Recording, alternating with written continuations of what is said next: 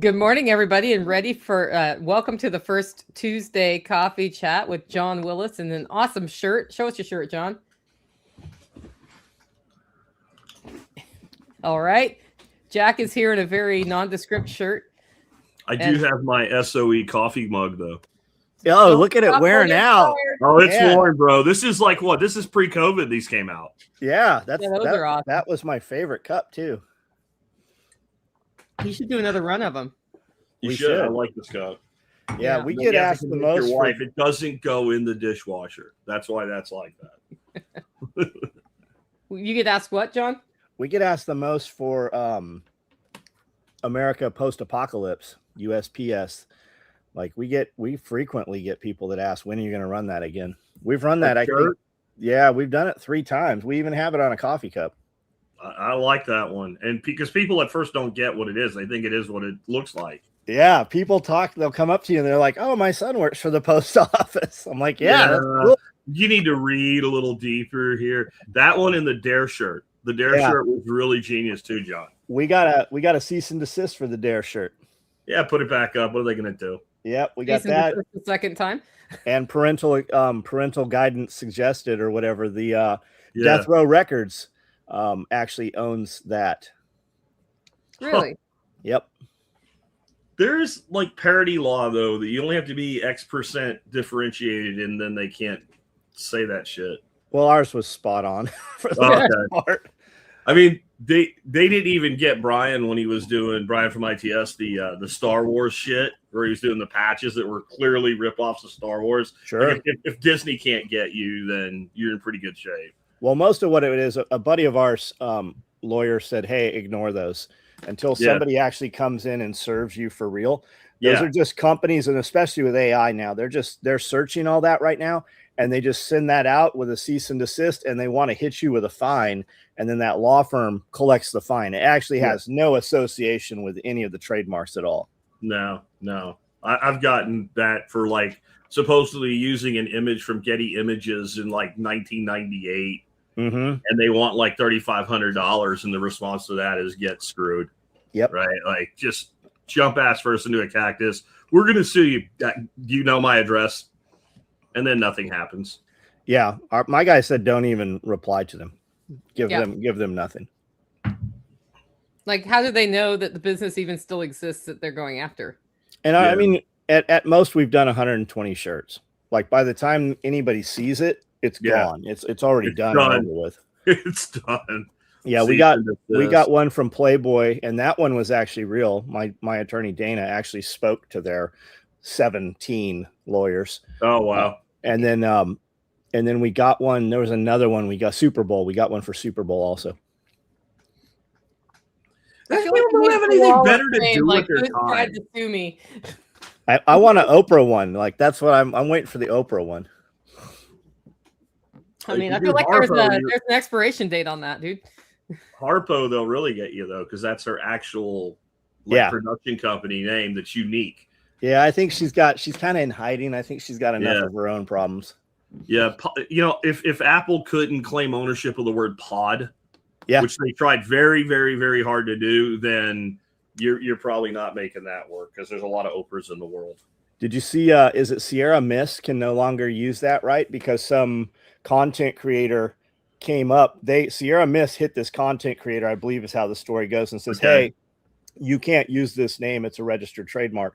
Yeah. So she gets a lawyer. The lawyer looks into it. The trademark has lapsed. She trademarks it. Oh shit! And then reverses it on them. So they call it something completely stupid.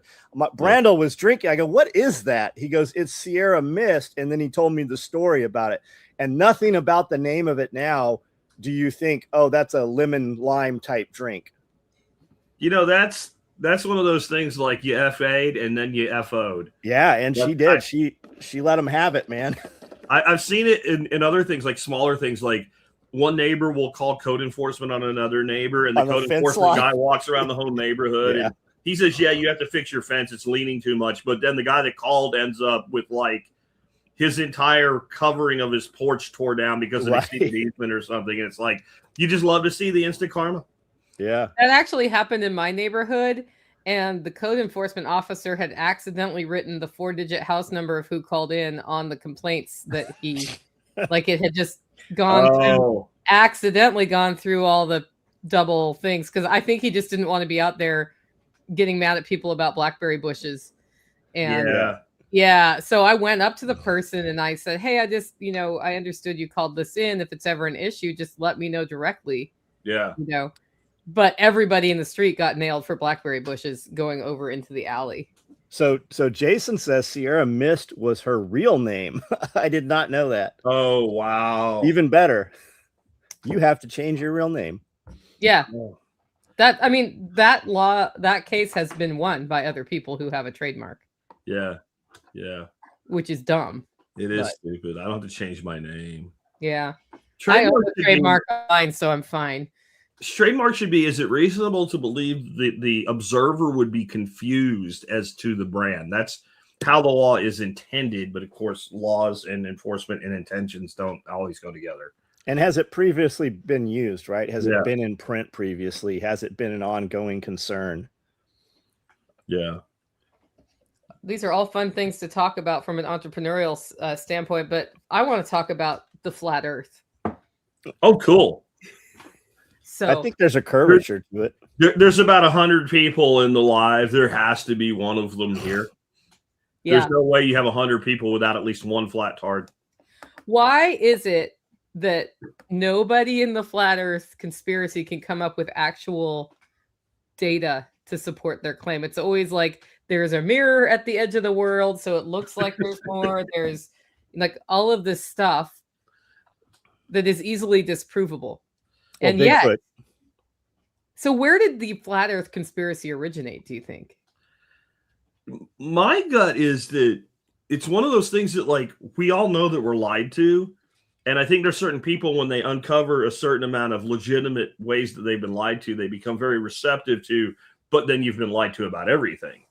I also think on some levels, there are people that they know they're ridiculous, but it's fun to believe a thing. Like it entertains them. It gives them a sense of identity and community. And maybe it's a little bit like the supposed Satanists that are actually atheists. And it's just basically a middle finger to normal. See, I don't really know, because rationally it makes no sense. The reason their theories and their supposed evidence is so weak is because it's a preposterous theory.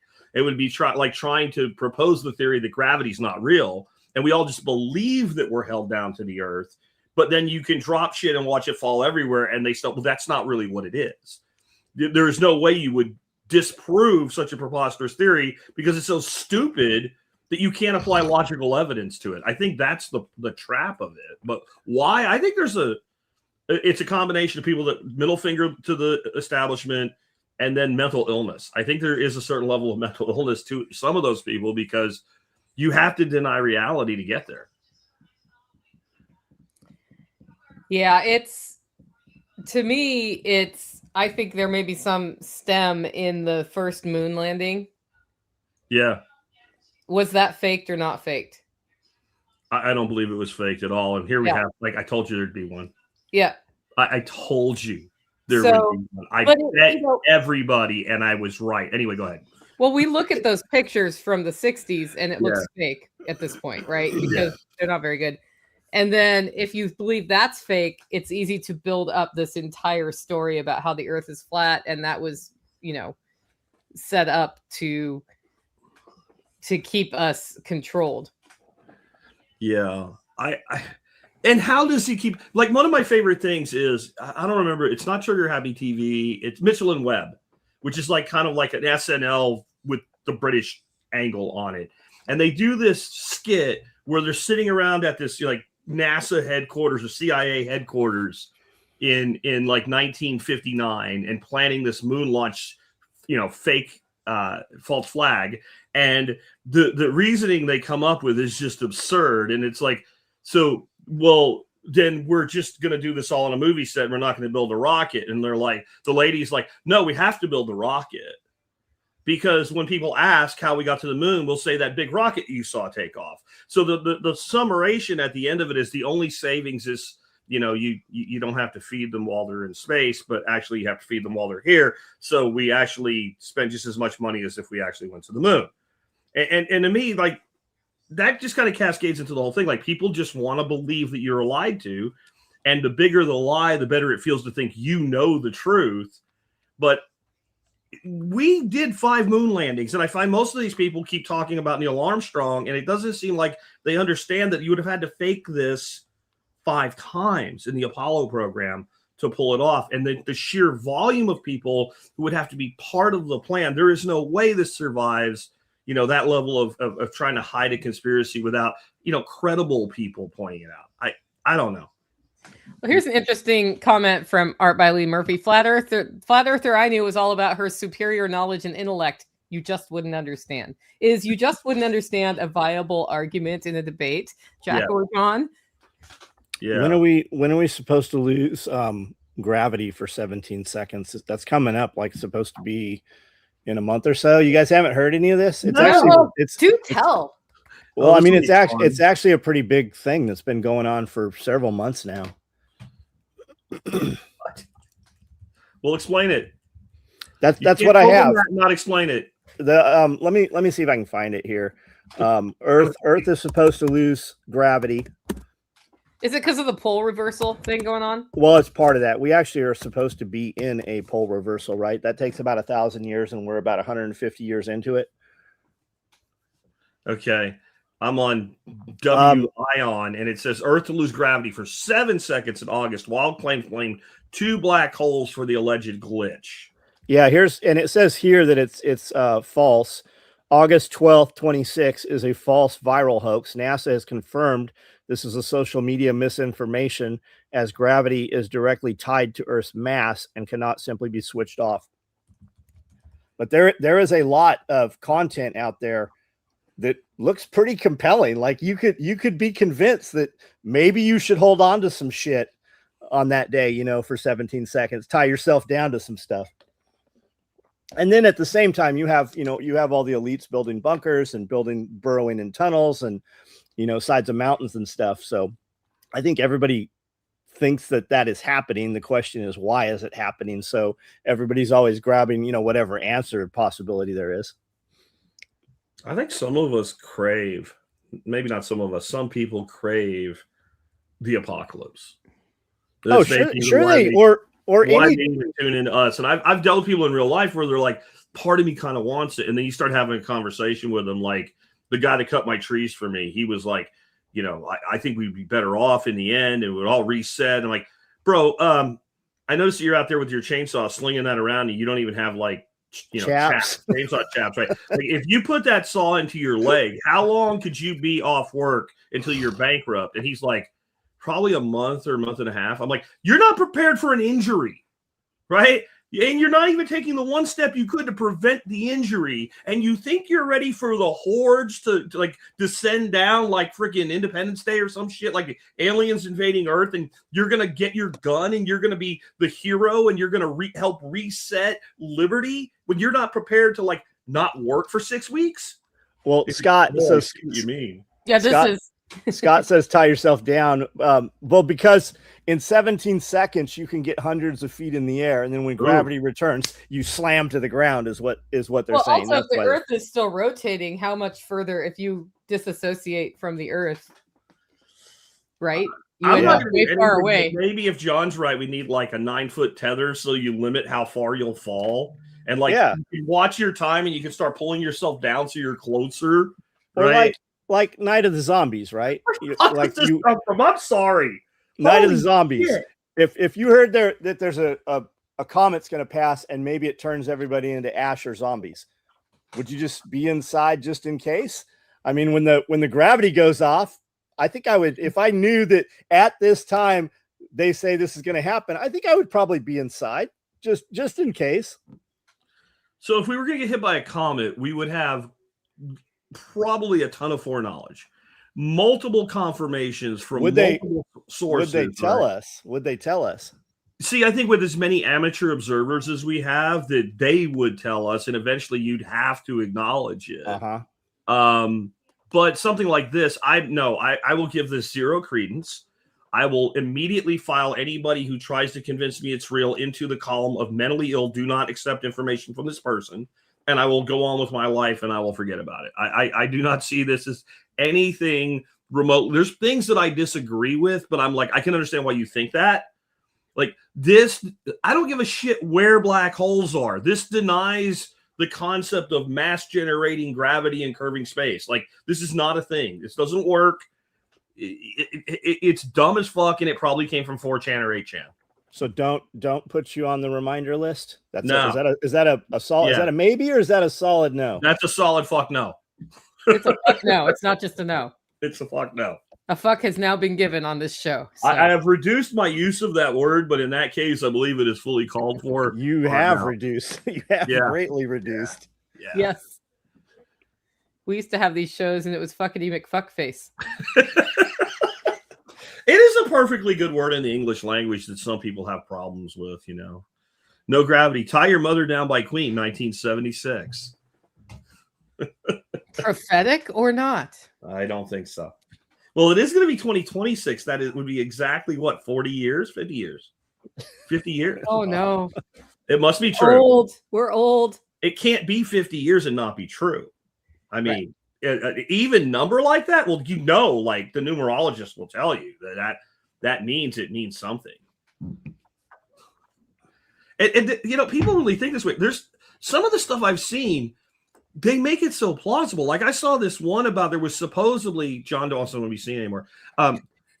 Supposedly there was this period of time when like half the population was wiped out, and it's only a few hundred years ago, and they got rid of all the orphans, and they had these orphan trains, and there was a mud flood everywhere, and they hit it all up, and they show some of the earliest photography of these giant cities. And when you look at a city like Paris or London, and this is like, you know, the 1850s, 1860s, you see no people. And they said, well, where are all the people? You can look at the angle of the sun, and you can see clearly that this was taken sometime in the middle of the day in London in 1855. Where are all the people? Well, there's a perfectly logical explanation for this. The early cameras, you had to expose the lens for a very long period of time, and it didn't record things that moved. You only got like this still image. So they take these pictures and they fold it into this kind of documentary style film. And then you look in the comments and we've been so deceived, and they killed all the orphans and ate them. And like Soylent Green is real. And like the mud flood it had everywhere. And it was like the second Noah, and they hit it and nobody remembers it, even though it's 150 years ago. So what it's supposed to actually be is that we had a great civilization. They call it Tartaria. Yeah. And that we had free energy. And when oil, yes, that's part of this, yes. When oil came to be, they wanted to do away with the free energy, right? So they took everybody who remembered before the mud flood, everybody who remembered that and made it through the mud flood, and they put those people in asylums, and that's why you saw such a mass building of asylums, and that left a lot of kids. And at the same time, we had a lot of towns and major cities burned down, all within like a couple of weeks of each other, all around the United States. So they took all of these children and they moved them to these outskirts where they wanted to do farming, and they used them basically as slave labor. And they're the orphan trains. That's where all the children repopulating those areas to grow food and to do industry. And there actually is a lot of photos of children in factories and mills and such. And a lot of that's because those were orphanages and poorhouses. Almost everywhere you had an asylum, you also had a poorhouse. And at certain times through history, it was illegal to not be employed. So they would take these kids, especially like the churches and stuff. The Catholic Church had a huge laundry program where they would take these kids and they would use them to do laundry. And they would take mothers who were pregnant and they would sell off or adopt out those babies. And then they were basically indentured to the laundry house until they were like 25 years old or so. Yeah, and they even wrapped into it like that. This is why we had all these stories in early TV shows and stuff and early radio shows that like made heroes out of orphans, like Orphan Annie and the kids on their own, and then the billionaire who brought them in and took care of them and all. And so what you've got there is a classic case of using truth, verifiable history to sell an illogical, crazy lie. And that's the best way to sell a lie, is using the truth.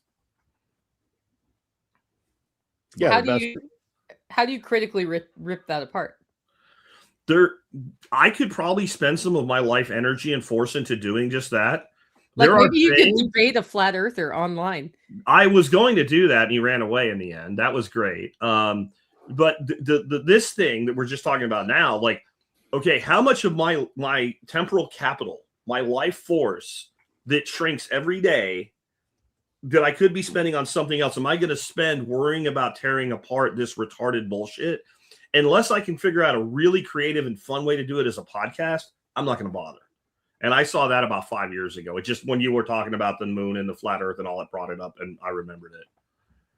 There's actually quite a bit of it, art by Leah Murphy. There's a lot of photos, and it ties in also with the United States Postal Service. The Postal Service actually had all the records, and the Postal Service did all the record keeping. So anything it is said that they didn't want into future history, that's where it was lost right there. They just removed that. And a lot of it was burnt up also. Yeah. I mean, I'm not denying we had orphan trains. I'm not denying that before child labor laws, kids were thrown into factories, including a lot of orphans. I'm not denying any of that. Structures in Monaco were actually free energy devices that worked until 1860. Yeah, I'm not willing to go there with anybody. So the current foster system replaced orphanages, causing us to not have orphanages anymore. Are we better off? Are the kids better off with that structural change than when there were orphanages? That's something, because you hear about all of the abuse in the foster system, and then if you can't fit in the foster system, they basically put you in juvie. Yeah. And which is an orphanage run by the state. And that's where we're hearing about child sex trafficking, where they're repeatedly put back in the system and then disappear, right? Yeah. Recovering the same children multiple times through the foster system. Yeah. So is it better or not better? Any thoughts on that? I mean, what did you draw? Like, it's like when you put out, like, draw lots to see who gets decimated in a Roman legion. The guy that draws the black pebble doesn't think it's a very good way to do things, but the 9 guys that drew the white pebble are kind of in favor of the program. So what I'm saying is that kid that goes into the foster system could very well end up with a salt of the earth person who deeply cares about children, who is sacrificing some of their own life to take a couple foster children in and provide them a place to be. And they could just as easily end up with a sleaze bag. So if you centralize that, the one thing you do have, like you have a large orphanage, you have 80 kids in one place. There is potential for abuse in anything like this. But then you have one place to kind of keep an eye on per 80 kids, where now you have 80 places to keep an eye on for 100 kids. And so it's hard. I think in that case, maybe decentralized, one of its benefits is it's hard to manage. It's hard to control. It's hard to stop. Right. But in some instances, maybe we're better off with a more central point where we can focus on, but then who does the enforcement? Right. If it's independent agencies that really care about the welfare of children, to give independent ratings to these orphanages that their funding is dependent upon, then maybe we're better off that way. So I don't think there's a great solution to this, but there's definitely room to make it better, however it's done. There's problems with both of them, right? I know a couple that adopted a brother and sister, and the sister has just graduated high school and is going to military academy or military college. I think she's got an assignment to West Point. And then Angie has fostered, man, a dozen kids. And look how great how lucky those kids are to be with Angie and her family. And then there's the flip flop of it, right? Where you do hear the horror stories and it's just for money. Because what does foster pay? It pays, I think it's like it's $1,040 a month or something. I know that locally here, we had a girl that worked for us that lived in a shack across the street. Nobody knew she lived there. She worked here, lived over there. We'd see smoke coming out of the steel building and everything. Nobody knew it was her. And the place caught on fire. So they moved into like the garage. And we heard about this probably 6 months after the fact. I said, why didn't you say anything? She said, because CPS will come in and take my kids and not because I have a 2-month-old and a 2-year-old And because of the situation, they would take in my kids and put them in foster homes and split them up. So she did what she had to do, and she worked her ass off and worked multiple jobs, her and her husband, and they got this all. By the time we heard about it, she had handled it. But that is the case. If you have like 3 kids and 2 rooms, and each kid doesn't have its own room, depending on the sex of the kids, they will pull these kids out of that house situation, but they'll put them in foster home where there's also not enough room for the kids. You'll have a foster home that has 10 kids living in the foster home, but they'll pull them away from these people who only have 3 kids. So the system, it's just it's a wreck. And you just hear these, and all we hear is the horror stories. You don't hear the positive of it. Yeah. But there's definitely enough of them that it's clearly a problem. And I've got an episode people can listen to. I'll put it up on the screen for those on the video. I did a rewind of it where all the commercial stuff's out of it. It was episode 239 of my rewinds. A guy named Derek Boodle on defending families from CPS. And he talks about very deeply exactly how this scam works. And we literally do have government employees essentially kidnapping children to move them into the foster system. And they are incentivized in their work progression to do so. That is a real and legitimate problem, to the point where I would have to believe that a kid is either going to be sexually assaulted or physically injured in a severe way to use CPS on another family, because I know how abusive that is. I would have to see that no matter what happens, they're probably better off in the system than out. And that would be a really high bar for me. And that's a shame, because we do have kids in abusive situations where you still think that might not be great, but the alternative could be way worse. And so it's just another example. I talked about this yesterday of how people have lost any level of real trust in any of our institutions. I don't trust CPS.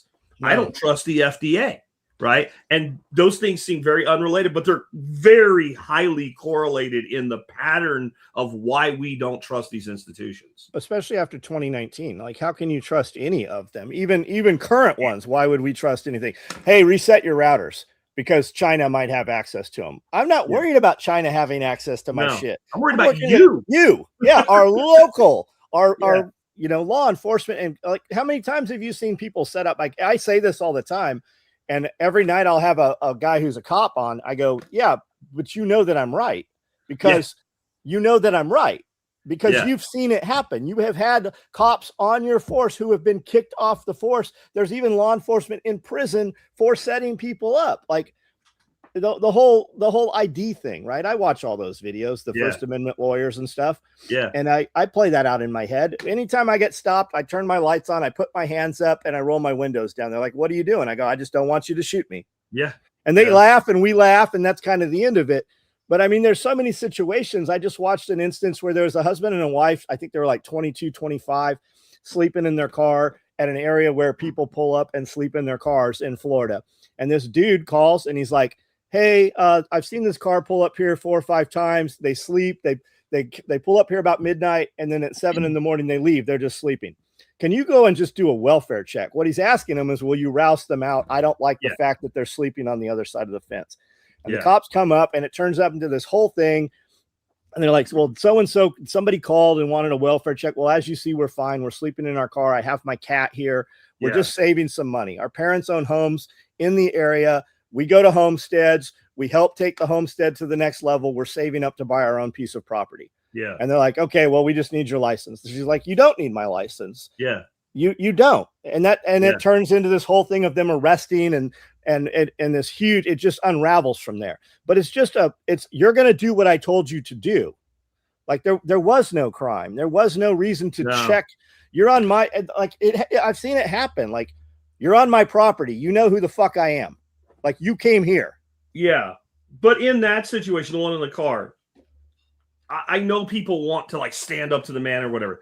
Is it in that situation the easiest thing to do just to give the officer your driver's license? You are in your vehicle. You are on the side of a road. Yes. That legal discourse could go either direction depending on the judge you get. Like, I can see the cop like, "Okay, you guys are hanging out here. We had a complaint. We need to at least be like, when we tell that person there's nothing we can do about it. Like, we ran their ID. They don't have warrants. They're not criminals. They're not doing anything wrong.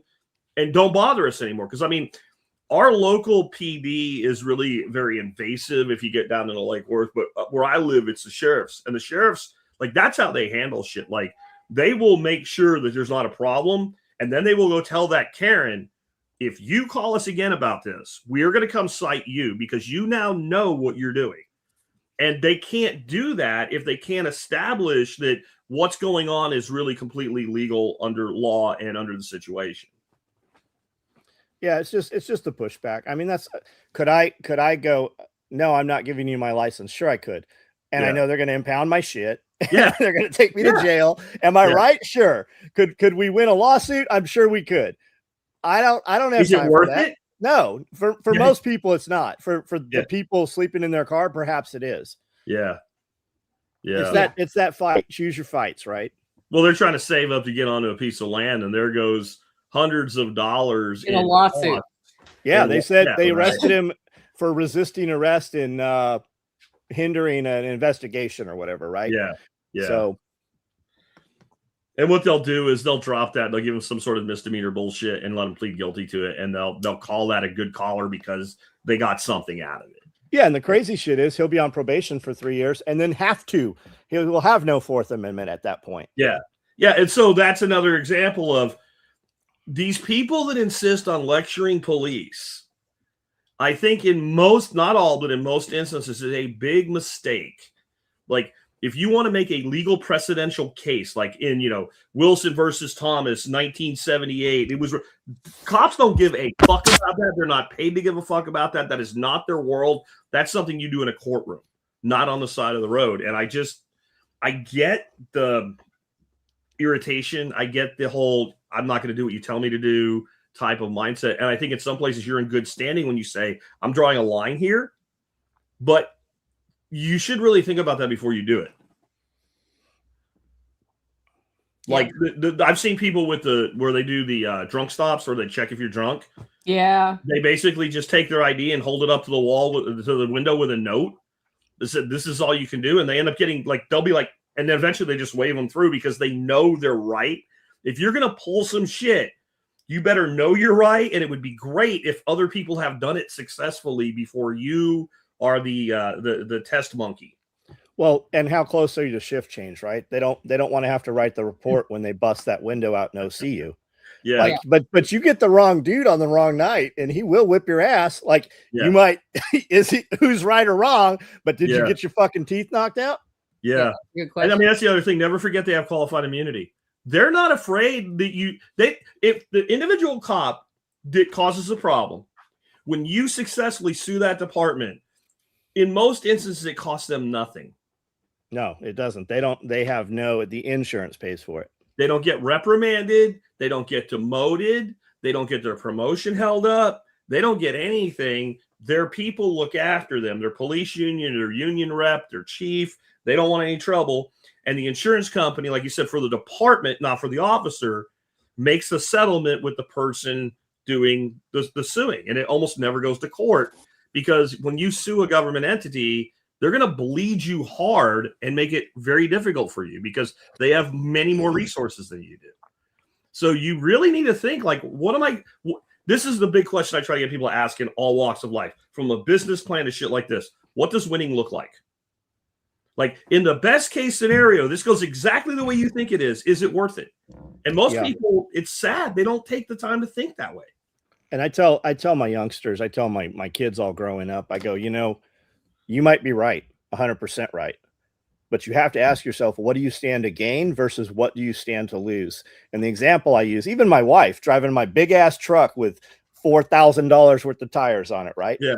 She'll be at Walmart or in a mall or something and just lay on that horn when that dude cuts her off. And I'm like, Amanda, he's going to slice those tires out. You're never going to know who he was. It's $4,000, right? And then the other thing, right? You're at the mall and you're waiting. You got your signal on. Somebody rips in your parking spot and you get out. You have no idea what frame of mind that person is, right? He shoots you or does something that cripples you. You're in a wheelchair the rest of your life. Sure, he goes to jail, but you were in a wheelchair over something when we could have just went and got another parking spot.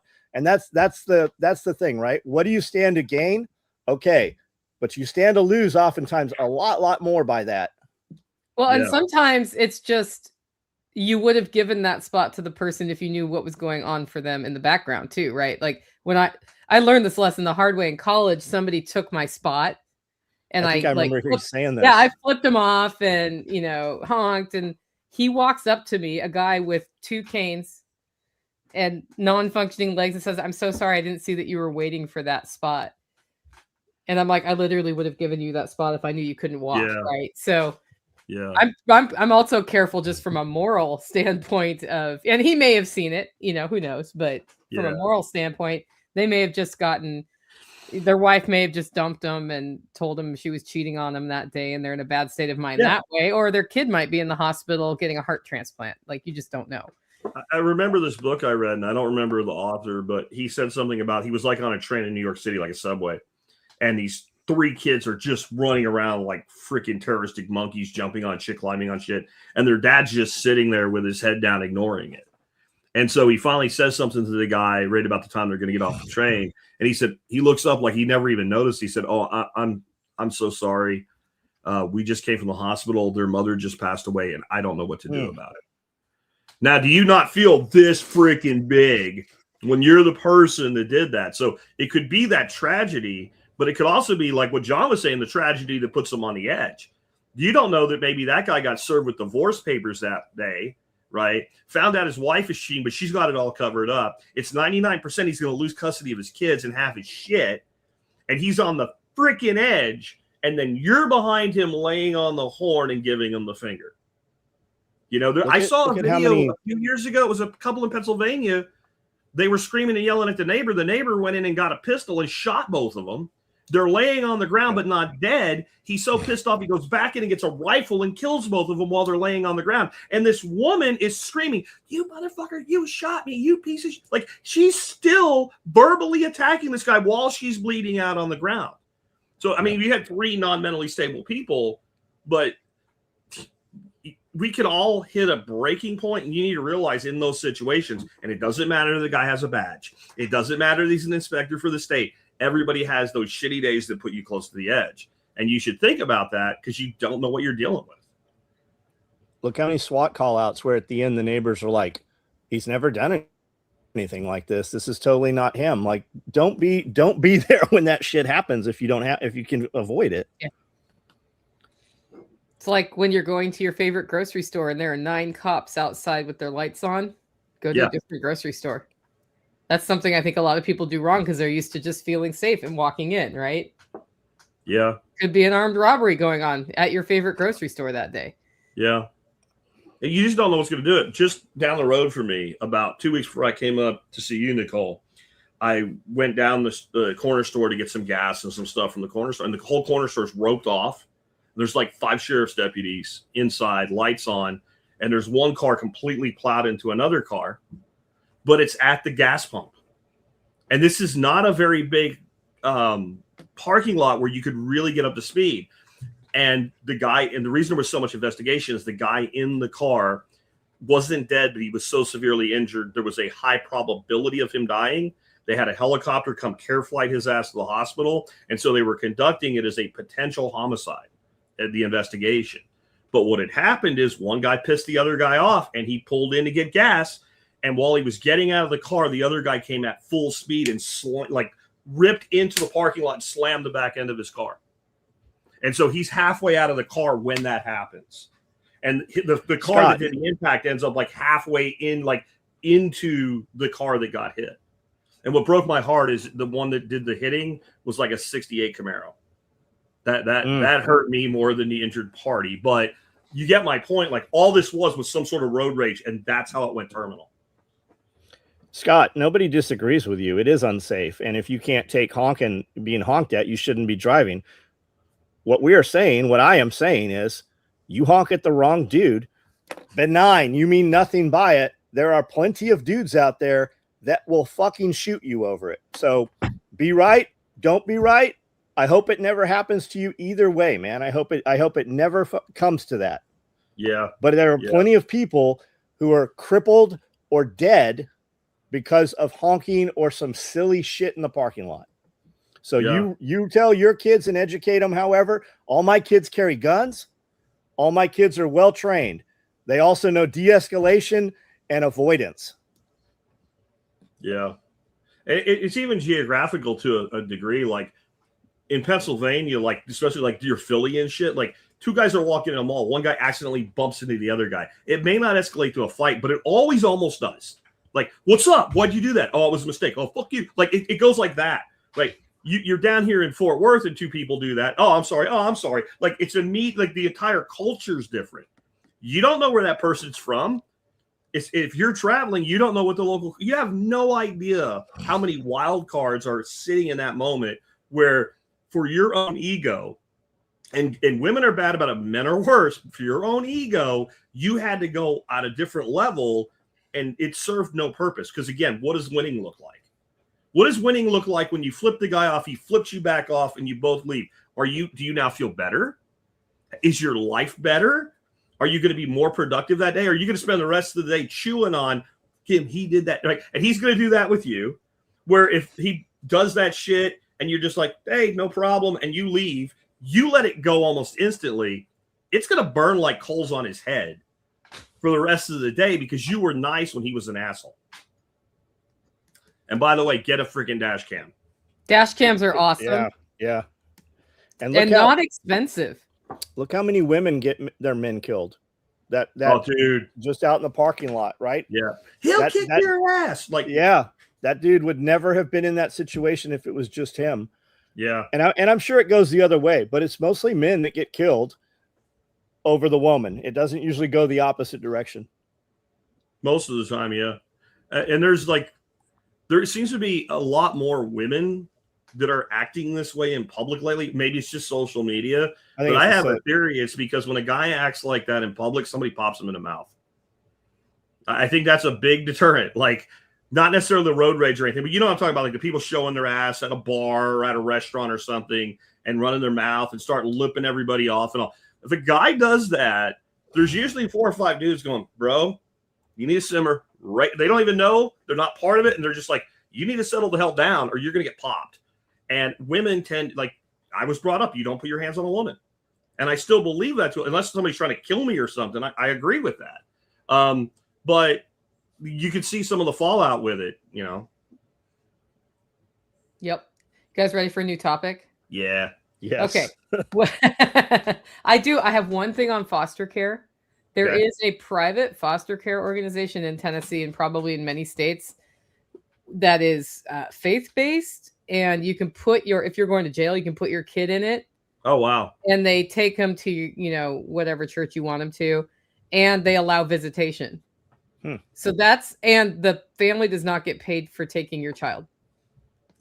So I just say that in case anybody needs it. Like there's an alternative to the state foster system that can be used if you are in a situation where there's no family to take your kid for whatever reason. So my co-host on the podcast has 2 older brothers and sisters, and they said that mom used to drop them at an orphanage when she needed time of her own. And Jeff said, we were talking about on a podcast just a couple weeks ago, blew my mind. I'd never even heard of it. Like it's daycare or something. Yeah. And she would drop them off and they'd be at the foster home or at the orphanage for a couple of months. And then she would just show back up when, she had her stuff worked out or had a, new job or a new man that she was living with or whatever. Yep. That's the thing. Okay. So what is one of the fastest ways that you see when somebody has a business idea that proves to you that their business idea is not going to work? What are, some of the things that you see, you're like, yeah, that's never going to happen. Well, it's usually them. It's just the execution, right? A person with 100 ideas and 0 execution, you can make almost anything work for a little while. And a lot of it's just not profitable, right? A lot of people will start. I've seen a lot of this in the last couple of years. People will start this eggs, right? That's a good example because I do that stupid shit. I got eggs, $4 a dozen. $4 a dozen doesn't cover to pay them. That's 0 account for my time. And people are selling them for $2 a dozen, right? So it's not even worth the effort to do it. We produce so many eggs. My employees take eggs home. And I noticed that if I put them in cartons, the employees take the eggs home. But if the employees have to put them in cartons, the employees don't take the eggs home. It's cheaper for me. I maintain that flock of chickens so that we have them if we ever need them, and I can produce more chickens. Same with the rabbits, but it's cost-wise, it is cheaper for me to throw the eggs away or feed them back to the dogs. We produce so many eggs, and people are like, well, why don't you give them to the homeless? Because then I have fucking homeless people at my property knowing all the stuff around my property. Yeah, we took a bunch of duck eggs to church where they handed them out, so we didn't have that problem. Yep. And the poor people didn't want duck's eggs because they were duck's eggs. Yep, and they don't want those aren't right. Yeah. Yep. All right, we'll go back to selling them at the nail salon then. Yeah. So a lot of people will start a business, but where they don't, you know, if you're a stay-at-home mom, for instance, or stay-at-home dad, either way, and you have no overhead and your time is idle anyways, so you can produce some craft or hobby and then sell it. But if you actually had to pay yourself and pay rent and pay electricity, and you know, then it doesn't work. But most of it's lack of execution. When somebody tells me I'm not good at sales, that's usually a sign that they're not going to put the time in to sell their stuff. And if they don't sell their stuff, their business is going to fail. That's the biggest thing I hear is I'm not good at sales. I saw a short or a reel or something yesterday, and this girl's like, every entrepreneur coming to the realization that they have to be a content creator, and she's got sad face. And then when the camera goes on, she's like, and then she starts selling stuff. You have to sell your shit. You're the lead singer of your band. You are the poster boy. Unless you have a product, then you know the product will speak for itself, hopefully. But if I'm at you see a lot of I just call it arts and crafts and, you know, hobby stuff. But if you're at a flea market and you've got we saw it at the reptile shows, right? Dude's making 3D print stuff for snakes, and this guy down here has them for $5, and this guy over here has them for $20, and he's selling the shit out of them, and the $5 guy's not, because it's how he presents himself. If you're sitting there and your customer comes up and you don't acknowledge your customer, they'll go pay 4 times more for it from the person who's personable. Yep. How about you, Jack? As to what? What's something you see that happens with ideas for a business that makes you instantly know it's going to fail when you talk to people about their idea? I thought that's what you were going to say. I'm going to try not to go off on a full Jack rant here. I think the first word is idea. Idea guy. Like, literally, I have this idea. Okay, I don't even give a fuck. I'm sorry. Like, go do something. Unless you, like, if you have a prototype or like you have something halfway built and you're asking for advice on how to execute the final part of that idea, okay. But in general, when people approach me about businesses, it's almost inevitably they want my advice, they want my help, they want my kind of bump, but they have done absolutely nothing, and they're coming from a standpoint of an idea. And I think that is mostly just intellectual masturbation, and it's not ever going to go anywhere. I remember I had John Dowie at one of the workshops do like a 4-part presentation, which I never do at my workshops, like, because there's only so many spots and I try to give them away. He went through everything on the microgreens business, not just how to grow it, how to harvest it, how to package it, how to sell it, how to find customers, how to prospect, like all of it. And I bet a dozen people came up while I was talking to him after his last part of that presentation and said, I'm going to go do that. And they'd walk away and he'd go, no, they're not. Like, because it was so much just in the idea phase, it was already like they were so confident that they were going to do it. That was actually an indicator they weren't going to do it, if that makes sense. Yes. I need to make more money. Well, work more. Well, I don't want to work more. Well, I don't know what to tell you. Get more money. Charge more. Then you don't want more money. Yeah. Or find another source of income. Create another avenue of revenue. If you want to automate it and drop ship something, do that. Maybe you don't have to work more all the time, but you have to work more to set it up and to figure it out. And like the first thing you do like that isn't going to work. You're not going to make any money. You're going to basically pay tuition to Life University.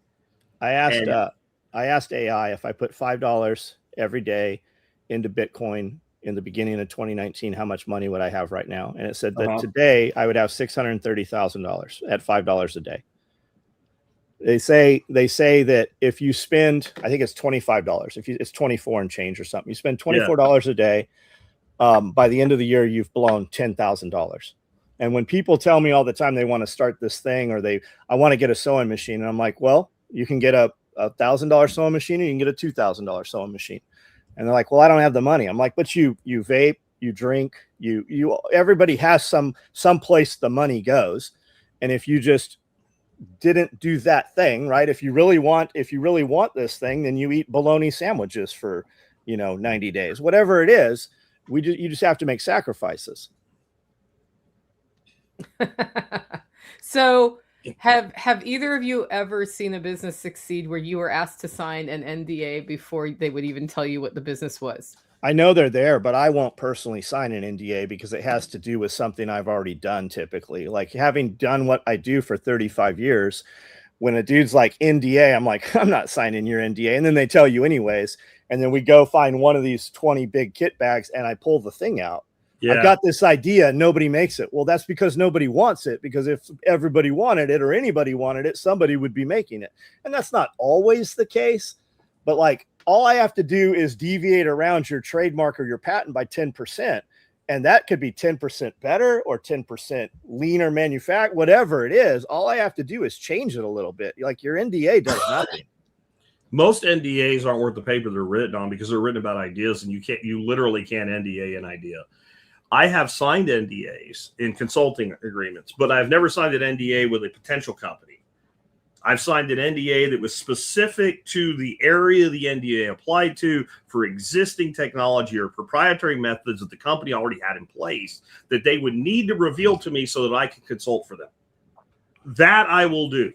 An NDA for an idea, that's my excuse to not talk to you. My default is where's your business plan? No business plan? Not talking to you. I don't even need a business plan. Just I don't want to talk to you because I don't think you're going to do anything. So if you haven't gone that far, that's a filter. You want an NDA? I don't sign those. Go F off. That's just a time saving thing for me. Yeah, you don't need me if like the NDA thing, like you don't need me anyways. I'm not going to be part of whatever it is you're doing. I was standing at Self-Reliance Festival and Evan came up and he's like, and that's the other thing, right? If they're at, hey, can I ask you a question? No, you can't fucking ask me a question. If you're asking permission, you're not going to go anywhere ever for the most part. And that's not what Evan did. Evan was telling me about how he's going to start this. Evan had stood there while we were doing sales. I bring somebody in to do sales because I'll always give you a discount. I don't even know your ass and I'll give you a discount. So I bring in my buddy Justin to handle sales because Justin won't give you a discount. So Evan had stood there while everybody was doing sales. And people kept picking up my personal bin. I have a box full of radios. And they're like, how much for these? And Evan's like, those aren't for sale. Those are John's radios. Only the nylon stuff is for sale. So he's like, I think I'm going to buy radios and program them to people's and build packages. And I go, that's an awesome idea, man. You should totally do that. You probably won't do that. And he's like, I made him so mad by saying he wouldn't do it. He did it to prove me wrong. And that's kind of, and there's a lot more to it, but that's you Marine recruited him. Yeah. And you Marine recruited. And the Army's like, here's money. If you join, we'll give you a bonus. Marine's like, you can't be a Marine. You're too much of a pussy. And then the other, I can be a Marine. And next thing you know, he signed up as a Marine. Yeah. And there's only out of the hundreds of people that have given me these ideas, and I'm like, you won't do it. There's only 3 that have ever done it. And Evan's one of them. And I don't remember who the other 2 are. Yep. RadioMadeEasy.com. In case you haven't connected with Evan. Yeah. Yeah. I think that people are going to whether you help them or not.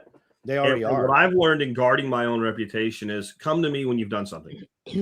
Like, don't come to me because I've literally like set people up for success from zero, and that's never, not one time worked. And I would be so much better off if I said, go get something, go get a customer base. I don't care if it's 20 people, prove you have a business model, come back to me. Then we can look at maybe doing something more for you. But what people want is someone to hold it. Like, I think it's like, I want to be in business, but I want to be treated like an employee. And those two worlds cannot go together. They can't. Yeah. Where's Bang Bang at right now? Bang Bang said, I'm going to buy a truck and a trailer and I'm going to do hot shot deliveries. Okay. And if you need anything booked, and that dude has been doing that for about 3 years straight now. And he's constantly like, I'm in Florida, I'm in Ohio, I'm in like all over the place. He's doing long distance. Yeah. And as a hot shot, right? So he doesn't have to have all the There's some different basically he bought a big ass Dodge truck or a Ford truck. Okay. Without the bed and just hauls loads for people, right? So if I want to move a helicopter fuselage from Atlanta to here, he will go and pick that up and bring that CH-46 and set it here on the property. If I want a caboose, he will load any loads that you need moved. He will move that for you. That's one of those dudes. He's like, I'm going to do this thing. And then boom, all of a sudden he's just doing it. But I mean, the hotshot thing, is that like a platform like Uber for this shit, or is it just like no? It's basically you're a truck driver, but you own your own truck. You don't use a semi truck. Yeah. So it's expensive, but it's less expensive than putting it on a conventional OTR semi. So okay, this is the idea thing. Like, I don't have time for this, but somebody that's listening there right now, you could build the Uber or Lyft version of that. You could build that with coding. You could be halfway there by the end of next week. Now, there's a lot of other legal, regulatory things to deal with, but if somebody wants something, there's an opportunity, because there would probably be more people doing that if there was more ways to gain customers for it. So something you may not know about me, Jack, is I used to be a truck broker.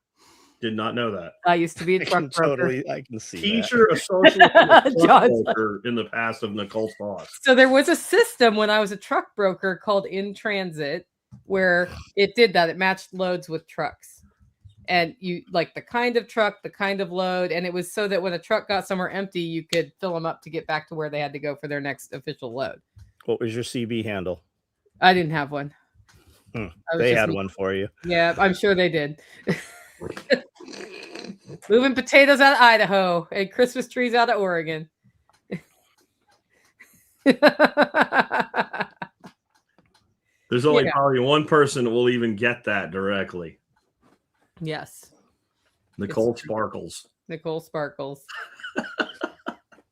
You have to be a fan of How I Met Your Mother to even have a chance at understanding that one. With the Robin Sparkles backstory. So Scott says apps already exist for hot shots, several of them. Yeah, they had TV shows for that where they would do that. Something. So that's okay. Then if the platform exists and you can't build a better one, you could get a truck and use the platform to do the same thing if you're really broke and saying you want more in your life.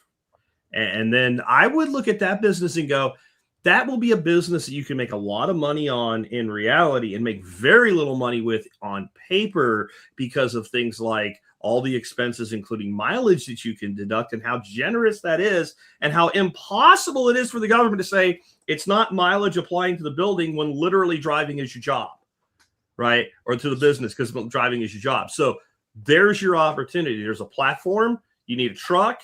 You need to be able to move shit, and you need to market yourself. Speak of the devil. There's Radio Made Easy. Said Radio Made Easy 3 times, and look what happened. His ears started burning, and he just got drawn in. It's an internet phenomenon. You just say it 3 times, and he shows up in your live. He got sucked in like a comet into Jupiter, man. Plus, if you have a big trailer, I have a 35 deck over sitting right here. Yeah. And I've got a Dodge diesel sitting right here. I could go drive tomorrow. I'm sure there's some kind of placards I would need and stuff, but I don't have to be able to drive a semi truck, right? I'm driving an automatic transmission. I know that the 5-speed is, more preferred or whatever, but I could, if I got into a time where I needed to go and make money, I could go do that. I could also take that skid steer and put it there and go do jobs doing that. Like there's work everywhere. You can all these people mowing lawns. If you're a kid with a lawnmower and you show up, somebody will pay you to mow grass. That's especially this time of year. In Nashville, you can definitely be hired to cut out iced tree stuff, debris. Still, I was just there yesterday. It's everywhere. So it's amazing. Okay, so how did you get your first 5 customers with what you're doing now? Me? Yeah. Oh, gun shows. No, I think even before gun shows, I was walking into gun shops and be like, I made this thing, and some dude's like, how much is it? I'll buy that thing. And then, it was all word of mouth back then. We didn't have the internet. Things are so much faster. Like we used to have somebody mail me a check, and then I deposit it in the bank, and then the bank wouldn't cash it because I never had any money to, cover any of it. But then going to gun shows, you just sell yourself. I just had a really good spiel on my product. and we would take knives and cut legs off of tables and shit. People were like, what are those knives? We weren't even selling the knives. They were just my knives. And we would, you know, we did so much damage at the crossroads of the West Gun Show. They added 2 pages of rules to it. That's hilarious. Jack, how about you? How'd you get your first 5 customers?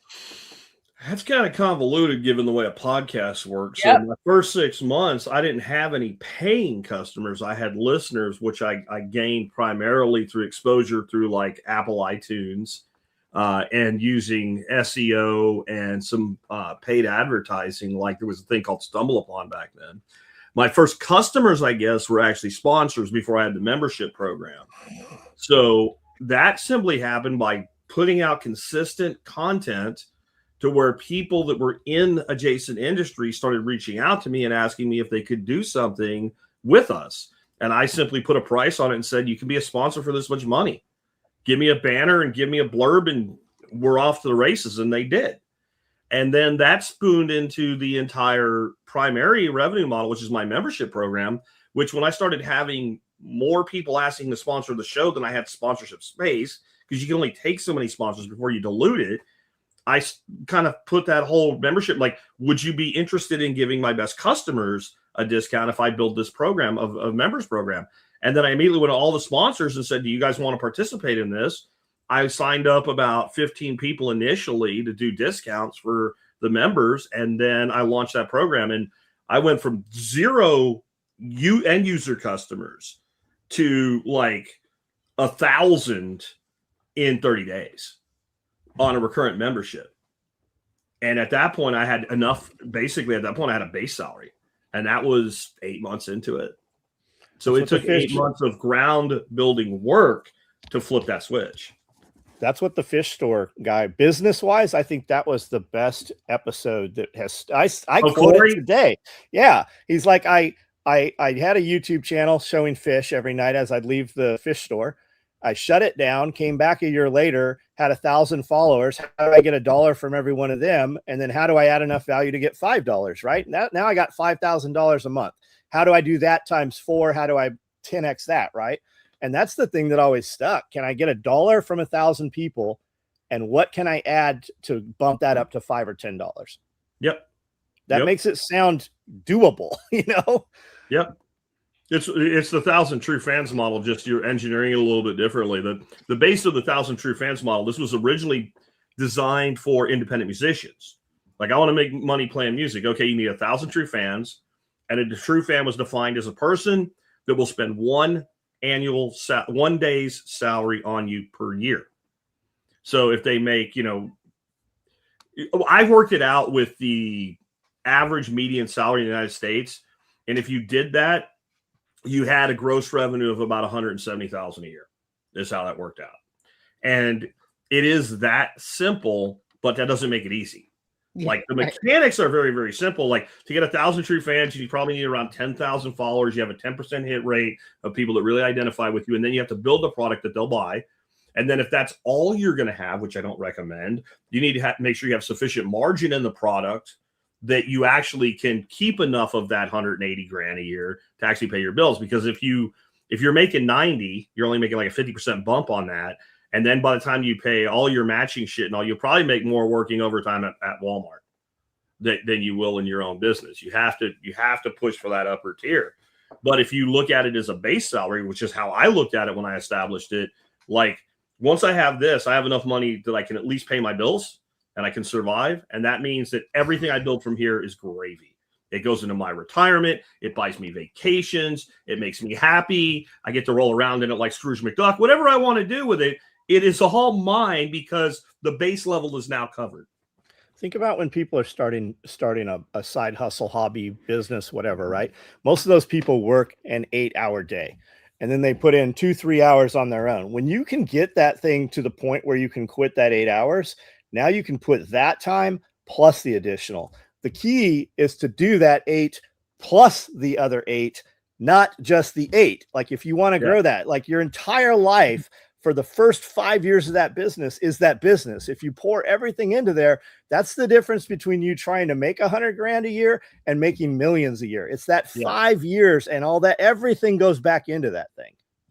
I think there's a mixed bag there too. Like, it is good in some ways that the person starts out with this small dollar figure in mind because they believe they can do it, so they take an action. I think people hold on to that low number or that unreasonably low level of existence. Like, oh, I can make 100,000 a year, but I can't make $1 million a year. Well, why not? You built a system to make 100,000 a year. Why can't you improve the system to make $1 million a year? And again, that doesn't mean it's all profit. And even if you never get there, oh darn, you only got to $500,000 a year and you only make 300,000 in profit out of that. Oh, that's a horrible thing. Like, it's the whole thing with, if you got a runner in high school that's running the hurdles, and they're tipping every 5th hurdle over and losing points, but they can do it. And so you raise the hurdle 6 inches and you have them run that for like 2 or 3 weeks, and they're hitting every other one. But when you put them back down to the height at the regulation race, they soar over them like they're not there. And so if we don't push ourselves to do more than we think we can, we'll do less than we expect. We won't meet our expectations. We'll fail our own expectations. Right. If you try to make $1 million in a 12-month period, you're never going to do it. You got to shoot for 3 million. And then what you're going to find is that you'll be at 1.5 or 2. Yeah. You always, you always have to set the goal higher. You set the standard higher. If you train in the worst, you never operate in the worst. It's always a little bit better than that. And some people can't fathom the big goal. Like, well, they don't. They just don't want. And then that means that that's not for them. A lot of people want to play business, right? They want to have business cards and have a social media footprint and everything, but they don't actually have a product. It's entertain, educate, equip, and most of them, there's never a call to action in most of it. They put up content all the time, but there's no, hey, I'll send you this thing if you DM me or comment, whatever, and then it can auto DM everybody, or let me have your email, or buy this thing. There's just content, no call to action. Yeah, I know in sales, people make the joke about ABCs always be selling. It's spelling selling with a C, but that's not what it is. It's always be closing. Yep. So it's a funny thing, but when you ask people for money, John, I don't know if you know this, sometimes they give it to you. Give it to you. Right. But if you don't ask for it and you're like, I have this stuff over here, but let's talk about this over here, and you never actually ask for the order, they don't give it to you. It's crazy. It's almost like when you request something, it triggers something in the other party. They have to make a decision. Either I'm going to spend money with John or I'm not. They may not always choose to spend money, but they become infinitely more likely to spend money with you if you ask for the order. Yep. And when I was like a young VP of sales, like the hardest thing that I would have to teach these people whose entire livelihood was depending on getting an order, freaking ask for it. Right. And if you're not to the point where you can't get it yet, what is the next step? Like, because some of this was very involved, high technical sales. What is the next step to move the process forward? Because that's all part of the closing process. If you're just doing a side hustle with your little website and all, your website should ask for the freaking money. John, have you ever been on a site? You're like, I want this thing. You can't figure out how to buy it all the time. Right? You're sitting there with like your wallet, like shoving. Nicole saw me do this. I was trying to buy a computer from Best Buy. Yeah. You think this would be easy? She's like, I should have videoed. I wish I would have videoed that. I had my wallet. Oh, I just want the and it was like coming up to a workshop. My old computer died. I needed it. It had to happen. It didn't matter what it cost. I knew I could pick it up the next day at Best Buy. I was gonna buy it. And this is a big company. What was that, 5 years ago? It's not like it was 2002.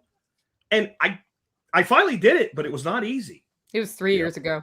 3 years ago. Okay. It was not that long ago. Yeah. Like, you should be able to buy a computer online from Best Buy. Like, nope. You cannot. Nope. Nope. Well, I didn't want the one that said buy now. I wanted a different one. And that the problem was you wanted a computer with more balls than they were offering. Yeah. Yeah. And they had it. Yeah, they had it. But they did not make it easy to get to it. And I think so many people are like that.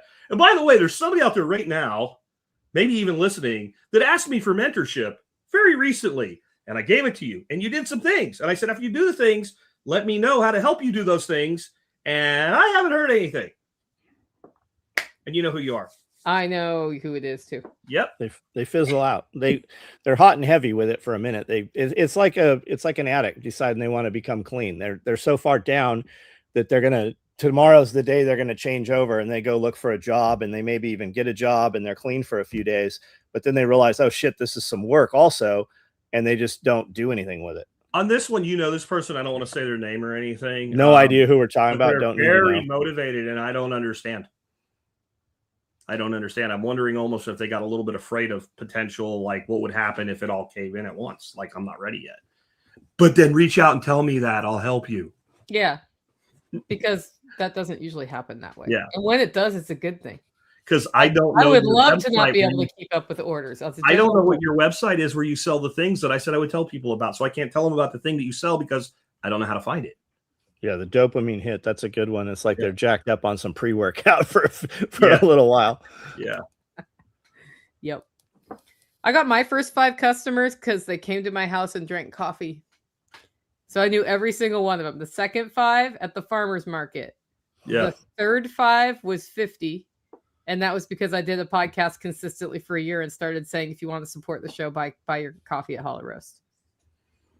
That was it. What drives me nuts, Nicole, for you is that you'll go and you'll provide coffee at an event and people will pay $5 a cup for it. And then you'll say, here's a pound of the coffee you paid $5 a cup for $18 or whatever. And like, I don't know, that seems expensive. They're not my customer. No, they're not. But it's just like, that is like maddening but do you know what you're paying per bag when you buy it for $5 a cup? A lot. I've never figured it out, but I'm going to go somewhere in the neighborhood of $100 a pound. Yep. I mean, I really have no idea. I've never done the math, but that would be interesting. That would be actually really interesting. When you buy Starbucks coffee, even if it's not Nicole's, right? It's just Starbucks or any cafes. When you buy their coffee and you figure out how much coffee goes into making that whatever coffee drink you drink is, and you paid $5 for it, let's say, what are you paying per pound of coffee?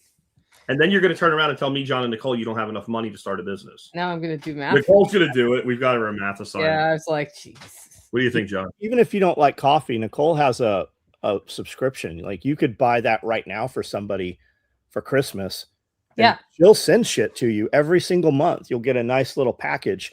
Yeah. And every month those people will think about you.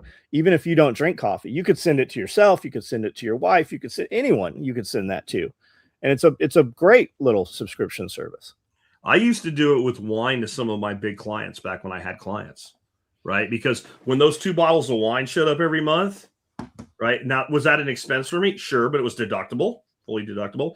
But, if like you're putting $50 into a client that's spending $500,000 a year with you, you don't even think about that. But what that meant is when they got the obligatory birthday card, Christmas card, whatever, from one of my competitors who was also trying to farm more business from them, that meant one thing because they all came together. But every month when those 2 bottles of Malbec or whatever showed up, that was Jack. Jack sent me that, and that is the way to think. Like when I used to do travel to sales territory, everybody played golf. You get the gray bar VP out on the golf course. You get them alone for 2 hours. I hate golf. I'm terrible at golf. You know what I'm good at? Shooting. So I found all the skeet ranges that were near places in my territory where influencers were, and I took them skeet shooting. Well, I don't have a gun. That's all right. They'll provide one. Yeah. And some of them were like, I get to shoot it. They'll really let me shoot a gun. Oh yeah, they'll let you shoot a gun. Because I was in places like New Jersey and whatever, where like you carry a gun the wrong way, you're going to prison for 10 years. Or even by accident for a minute. Yeah, I mean, like it's in your trunk and it's not, whatever. You weren't going directly home from the range. You could get popped by the wrong cop. And so the fact that they could go shoot a gun to them was like really a big deal. And so it was a differentiator. But that meant when I came into town, like we were either going to go fishing or we're going to go to the skeet range or something like that. And so that made me like, hey, I'm going to be in town next week. Can I come by? Yes. Like you would instantly get a yes. Where if you want to offer them to play golf, like the guys I'm talking about, they're getting 5-6 invitations to play golf a week. Right. And they do have a job to do. They can't play golf every day. Ultra Reef, who are you and what company were you with? And what are you doing nowadays, man? $300, Jack. $300 a pound is what you're paying for coffee. A pound makes $300 of cups of coffee? Yeah. At $5 a cup. You 3 to 320. And that's the cold coffee. That's a lot of coffee per cup. Some of y'all that are drinking lighter brews, maybe it's 400. Some of you wimps. Yeah. Nicole puts like a lot of coffee into a half a cup of coffee. She calls a cup of coffee. I do. I like I like my coffee doesn't go in teacups. My coffee goes in coffee mugs. Oh, Mike Snowdy, no shit. Right on. I like that dude. Yeah. But that's I think it's important to know the difference in clientele for that, right? Yeah. Somebody's willing to buy a cup of coffee for $5 faster than they're willing to buy a pound of coffee for $25. Yep. Which they can then make awesome coffee at home, get more value, better experience. My customers who buy $25 to $35 a pound coffee don't even blink about it. Like they're exactly who should be buying my coffee. And it's that person will spend $5 to buy a coffee at a shop.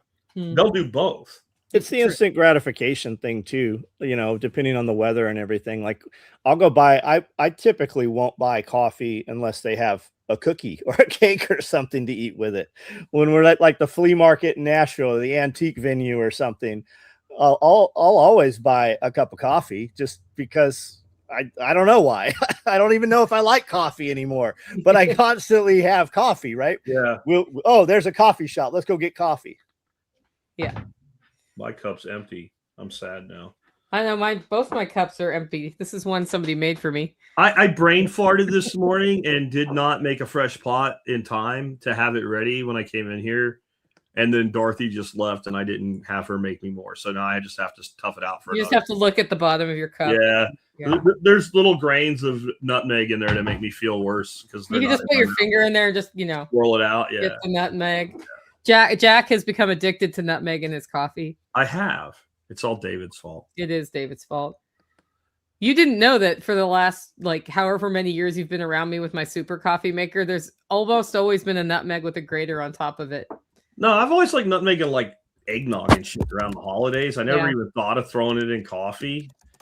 But then I did after David did that to me, I did this deep dive on nutmeg.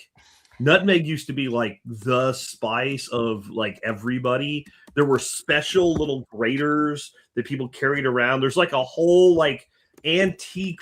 John's I'm going to expand my hall of oddities. There's all these different types of nutmeg graters that were made with silver and shit like that. And it was a status symbol. How cool was your nutmeg grater? But it was because it was a relatively affordable spice. It was kind of exotic. It goes on about everything. And you could carry around one piece of it for a week or two. And that's all you needed was that one piece in that little grater. And so there's websites. This is proof that there is a business in everything. There are websites dedicated to when you find one of these things at a flea market or something, you can find out where it came from, when it was made, when it was used, who produced it, what it's made out of, what its value is. Should you restore it or leave it as is? There's a whole industry in this thing that nobody even knows exists. No, it's great if you find the right one where the nut stores inside it. Yeah. You can put it in the first of your pocket. Yeah, that's what David has probably. Yeah. His pocket nutmeg. Townsend's has one, but it's $85. Yeah. No, you can find antique ones for $5. Yeah. Yeah. $5-10. Yeah. You can buy one on Amazon that's not as good for probably $20. I'm gonna make my own because I'm just the kind of person I am. The microplane graters, you bought one when I was up there for the glass. For the egg yolks we didn't use. I'm gonna cut a small piece of it and lay it into a piece of walnut or something that the nutmeg will fit in. So it's actually one of the early type ones of them or something like that. Just because I can.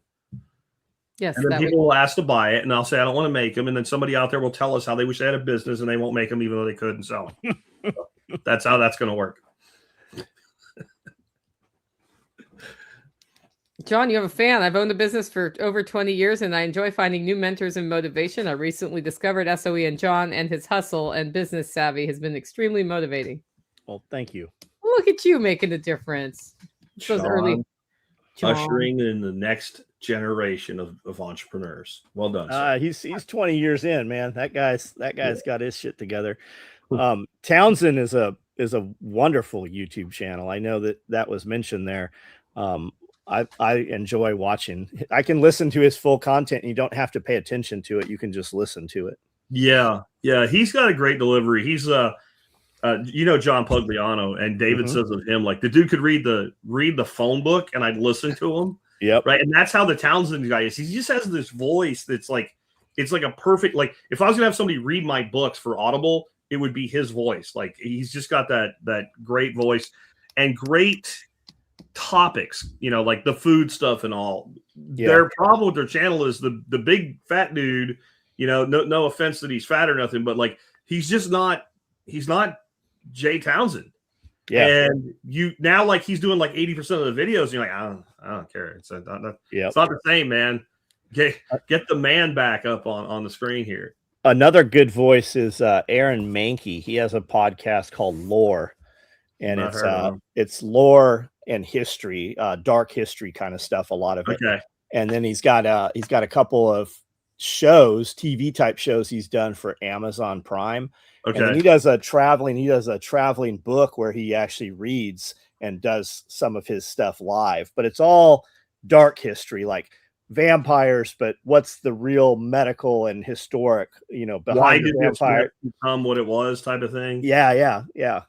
A lot of stuff to do with the ocean, and like it's just great. And he's got original classical piano behind each one. So when I need to hear something, but not have to, you know, be worried or be concerned or really pay attention to it. It's just something different.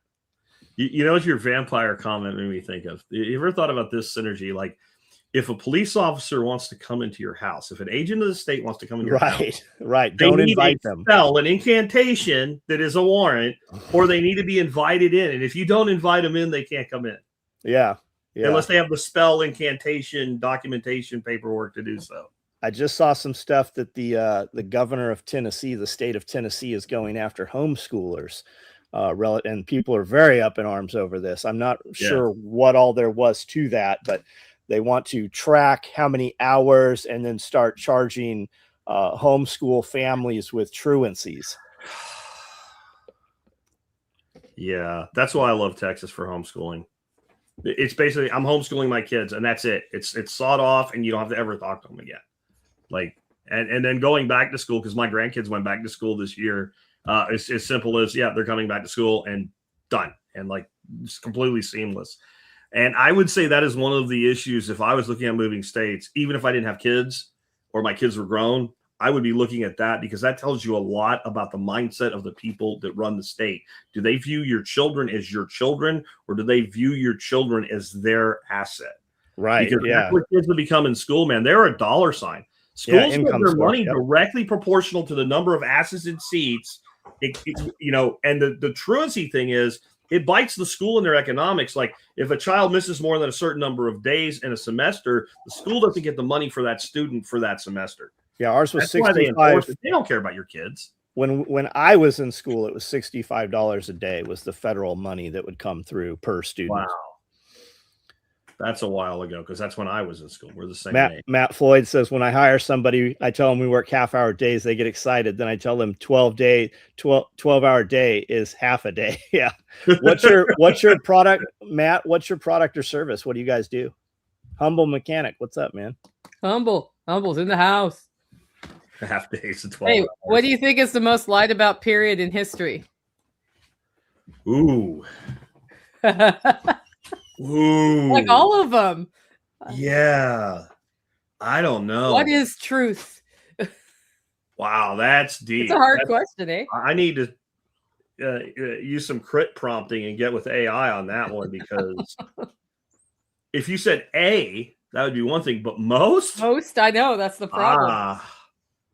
I don't know. My gut is though it is sometime prior to the wide availability to document things with video, right? Because then you can spin any bullshit you want and there's no record of it that a person can visually look at. Yeah. So if you go photographs though. Yeah.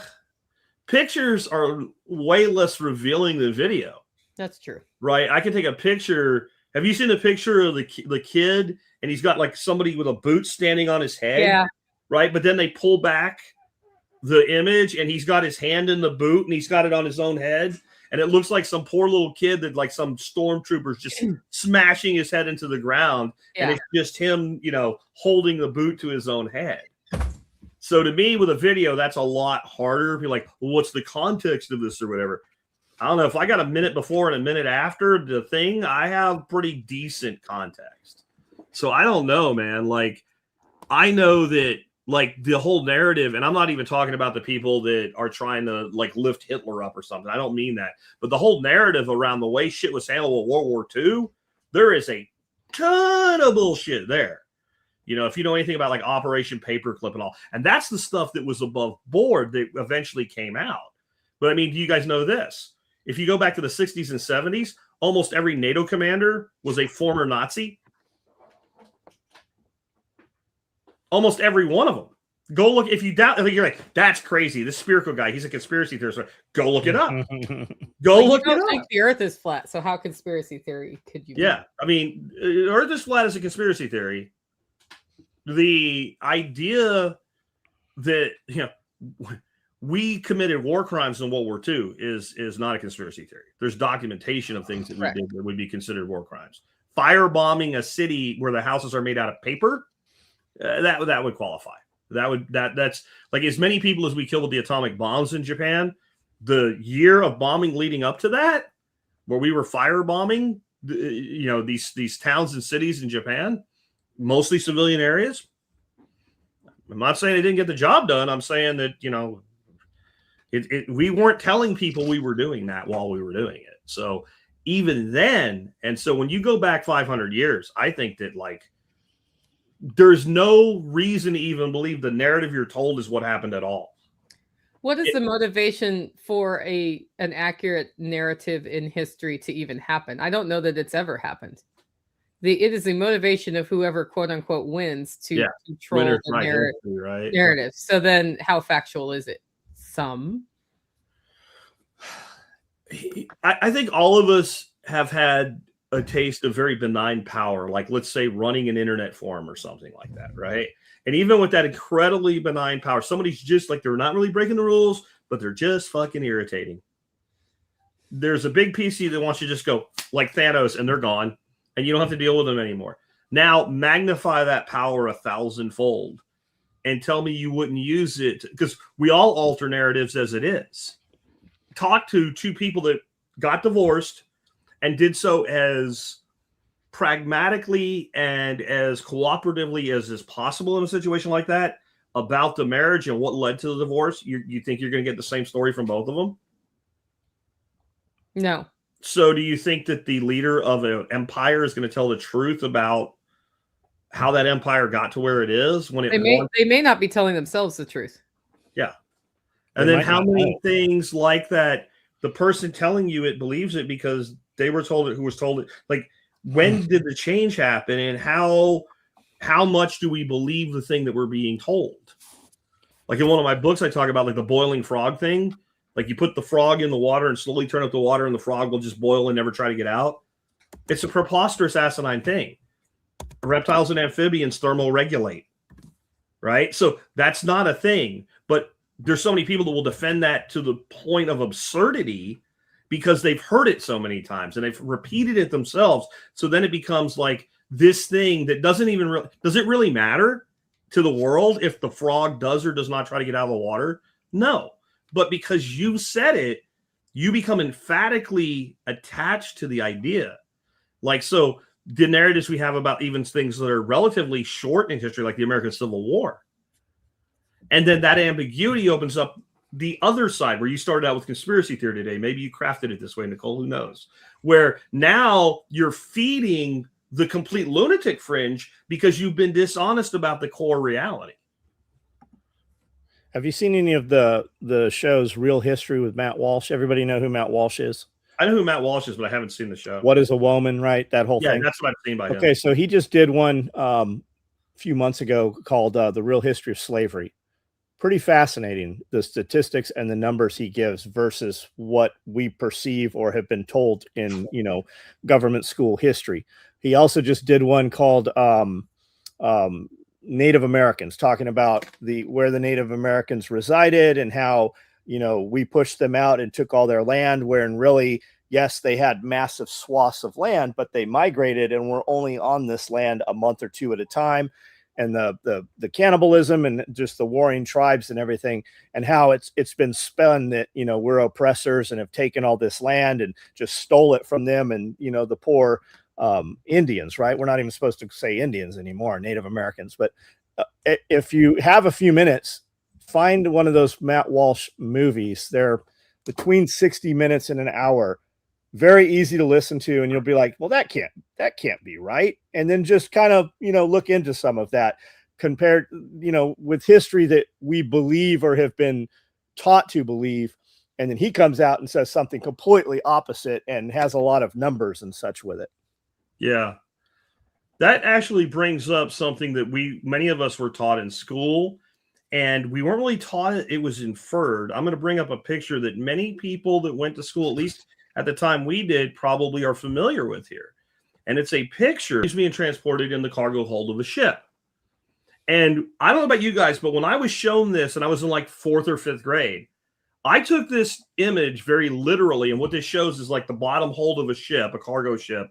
And you see all these human bodies laying down like cordwood.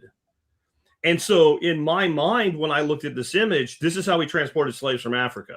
We loaded them into a ship like cargo, and they laid on their backs for the entire voyage. This is a preposterous notion. I'm not softening what was done at this time in any way. I'm saying that the perception was allowed to be perceived because it benefited the narrative. And that's a pretty benign version of it right there. In the end, they were just showing how many people would fit in the ship. Right. And, you know, what are you going to do? Draw them from above where you're like a circle for everybody? Like, that was a way an artist explained it when we didn't have photography. Like, almost like a visual bill of lading. It's a horrible thing, but it isn't what it looks like. And yet we were allowed to believe that. Mm-hmm. Because when everybody in the room went, oh, the teacher never said, hold on, let me explain to you what it really is. They for all I know, they might have been dumb enough to believe it themselves. So Ultra Reef had said that the Tuskegee Airmen was a made up story. I don't know about that. But the yellow fever in the blankets that were given to the Indians, right? There's no reference in history, in writing, or it's nowhere in history. It appears in like 1960 is when the first telling of that took place, as far as he could find. And just stuff like that is what he was talking about. Slavery, how many African Americans were brought in as slaves versus all the other countries, how many white slaves were brought in, and who actually owned them, and what percentage of black slaves were owned by black folks versus white folks, and where those were. It's just the numbers are not what we were told, or at least he is saying that nothing he found supports anything that we've been told through government school history classes. Did you ever see the movie Flags of Our Fathers? I did not. It's about the guys from the famous picture and statue of Iwo Jima where they're putting up the flag. And when you hear that story and you hear the history of World War II, you feel like, well, we won. Everything came out great in the end. We kicked ass. The country was completely patriotic through the whole thing. But by the time that went down, we had already had VE Day. We had this war dragging out with Japan. We didn't have an endless printing press for money. Wars were funded with war bonds. If you wanted to prosecute a war, you needed Americans to continue to put their money into war bonds. You needed them to accept rationing, right? You had to balance and people were beginning to have war fatigue at that point. Mm-hmm. Almost everybody knew somebody that died or was severely wounded. And it was like, why are we still doing this? Basically, they can't hurt us anymore. And we were ready as a population on some levels to quit. And they took that iconic photograph. They literally retook it. And then they brought these guys home and they sent them around to essentially do fundraising. That's what that movie's about. Mm-hmm. And it wasn't that it didn't happen. It was that the image that was created with it was fabricated to a degree and accentuated to a degree and meant to symbolize something that it really wasn't about in the moment at all. And again, this is recent. This is what, 75 years ago, right? So how do you trust anything that's 500 years old? I mean, I've looked into like the Columbus journeys, right? Like the whole thing, they were going to throw them overboard. They thought they were going to sail off the end of the earth. Like none of that shit was true. Basically, the first voyage was completely uneventful. It went exactly the way they planned, except they didn't get where they thought they would get. They ran into something in the middle. But It wasn't like people were afraid to go. They didn't think they were going to sail off the end of the earth. We actually knew the earth was not freaking flat at that point, unlike some people today. And that whole thing is just like this fabricated thing. I don't know if it's to entertain the imagination of children, get them to pay attention to 1492, Columbus sailed the ocean blue. I don't know what the purpose is, but it's not reality at all. Yep. Speaking of 1492, isn't it 1491? That's the book about the natives in North America and South America. That is one of the most important books you can read. That is such a good book. And then 1493. Yeah. Is like the fluctuations in the world that resulted from bringing the two hemispheres together. And you come away with it like the 1493, when you come away, like the Industrial Revolution could never have happened without three things, but one of them's rubber. If you can't insulate wire, you can't move electricity. Well, how much plantation and slavery stuff came off of the rubber from the rubber, plantations, offshore and such. Long after we were done with slavery, that shit was still going on. And Ford of slavery in South America. Yeah, Ford built a whole colony around rubber there. There was silver in Patagonia. Like all the Spanish people that lived in Patagonia at the time that were explorers and slave masters, they were all rich, but they couldn't buy anything. Everybody had tons of silver, but no stuff. They had to leave to spend their silver. They had so much silver, but they were getting the silver on the backs of natives. And the process they were using to extract it from the ore was basically killing the people doing the work. Like they had about a 3-year life expectancy. And they were just cycling through those people like they were a tool. Well, I mean, that's still happening in the open pit mines, in Africa and everywhere. I mean, what's the average lithium miner or even silver miner in open pit mines is 13 years of it, between 8 and 13 around the world. But you came out of high school history, 1867 to present or whatever, right? With this idea that slavery as an institution was a uniquely American invention. Right. It's still going on everywhere. Still going on everywhere. And it was the de facto standard in the world up until about that period of time. And it took many forms. Some of it was in the feudal system. Some of it was direct slavery. Like standard operating procedure for warfare 200 years ago and back was you invaded, you killed all the men and boys of like military age. The ones you kept, you turned into slaves. You took their women, you took their children, and you co-opted them into your own realm. And the one way that a guy might survive is by willingly submitting as a slave to you. That was a standard doctrine from Asia all the way through Europe down into Africa. Yep. That doesn't mean it was right or okay. And when you say that, sometimes people think you're saying that. I'm just telling you what happened. What was the default state of mankind at the time. Yeah. And the people that get the most blame for it today are the ones that fucking ended it. Yep. Look at Libya right now. Like Libya is a slave that it's of biblical proportion, bigger than it ever has been. Somalia has the slave children that have become soldiers. The children, like 13, you're considered old enough. Here's the gun. Do what you're told, or you're going to get shot. That messes with a person's moral compass. A lot. Mm-hmm. Yeah, Art Biley says there's a conspiracy theory about the UN wanting to empty out the southern hemisphere to do Banana Republic's version 2.0, hence the huge migration west. I don't think they're going to empty it out. I think it's more about destroying the European culture. Well, to have one world governance, you have to get rid of the United States. You have to get rid of Russia. You have to get rid of you have to get rid of all of it, right? Yeah. The family. You have to get rid of the family. So you dilute your strong population with an immigrant population that you can already control, or that you can create enough of a threat with them that the people that you're trying to replace will capitulate to things along the way, not realizing it's their own demise. And then you go in and you teach the young generation that your parents are really bigots because they want your country to stay the way that it is.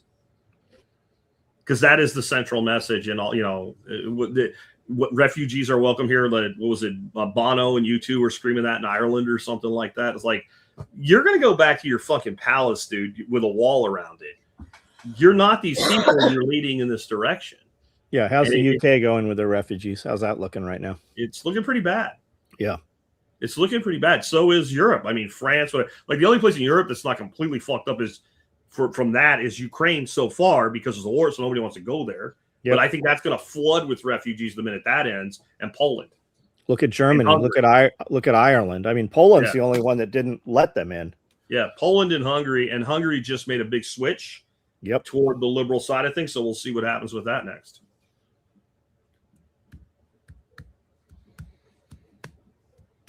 Come on, Nicole, you gotta bring us home now. I was gonna say it might be about time to wrap up on that note. Yeah. I have other questions, but go ahead. Let's do at least one more.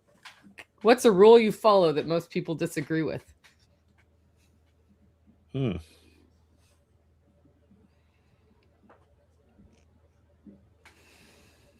asking guys who don't like rules this question. That's the best part. Yeah, I don't know. I don't really ask.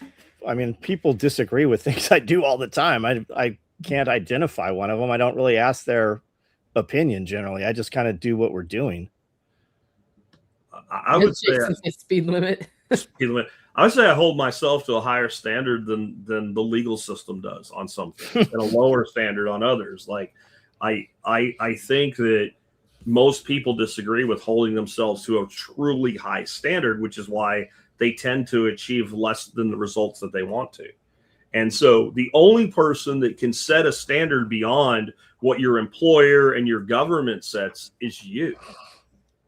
And so I don't think most people agree with the rule of setting that higher standard for yourself simply because they don't do it.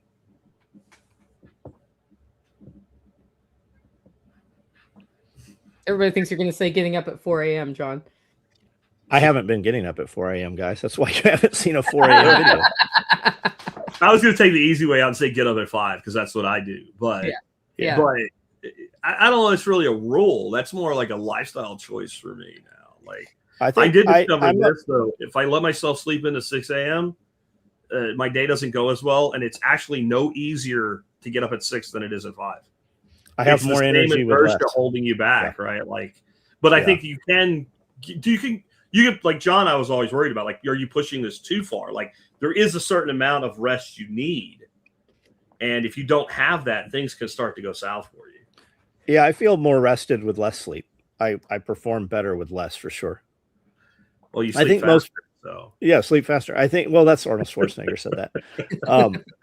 I think that most people are kind of NPCs. Like when you go to Walmart and just look at the crowd at Walmart, you'll see the person in there on a mission doing whatever they need to do. But a lot of people go to Walmart as a destination, and that is a lot of the people out there. You just look at them and you're like, those are people that 20 years ago, 30 years ago would have been in an asylum. Like those are genuinely crazy people.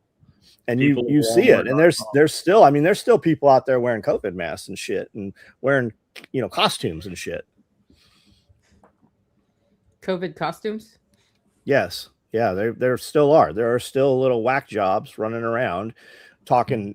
That are still getting vaccinated. Yeah, they're like their 18th booster, and they're still wearing their mask that no one makes them wear with the nose sticking over the top of it. So not only are they wearing the mask, they're wearing the same dirty ass mask. Oh yeah, that looks like, bro, that's like circa 2020 right there. It's got some ass on it. I saw them in the airport. Just my flight home, Nicole. I had 2 on the airplane with us that were in masks. Yeah, there's always somebody in the mask in the airplane. It doesn't mean, and I get like.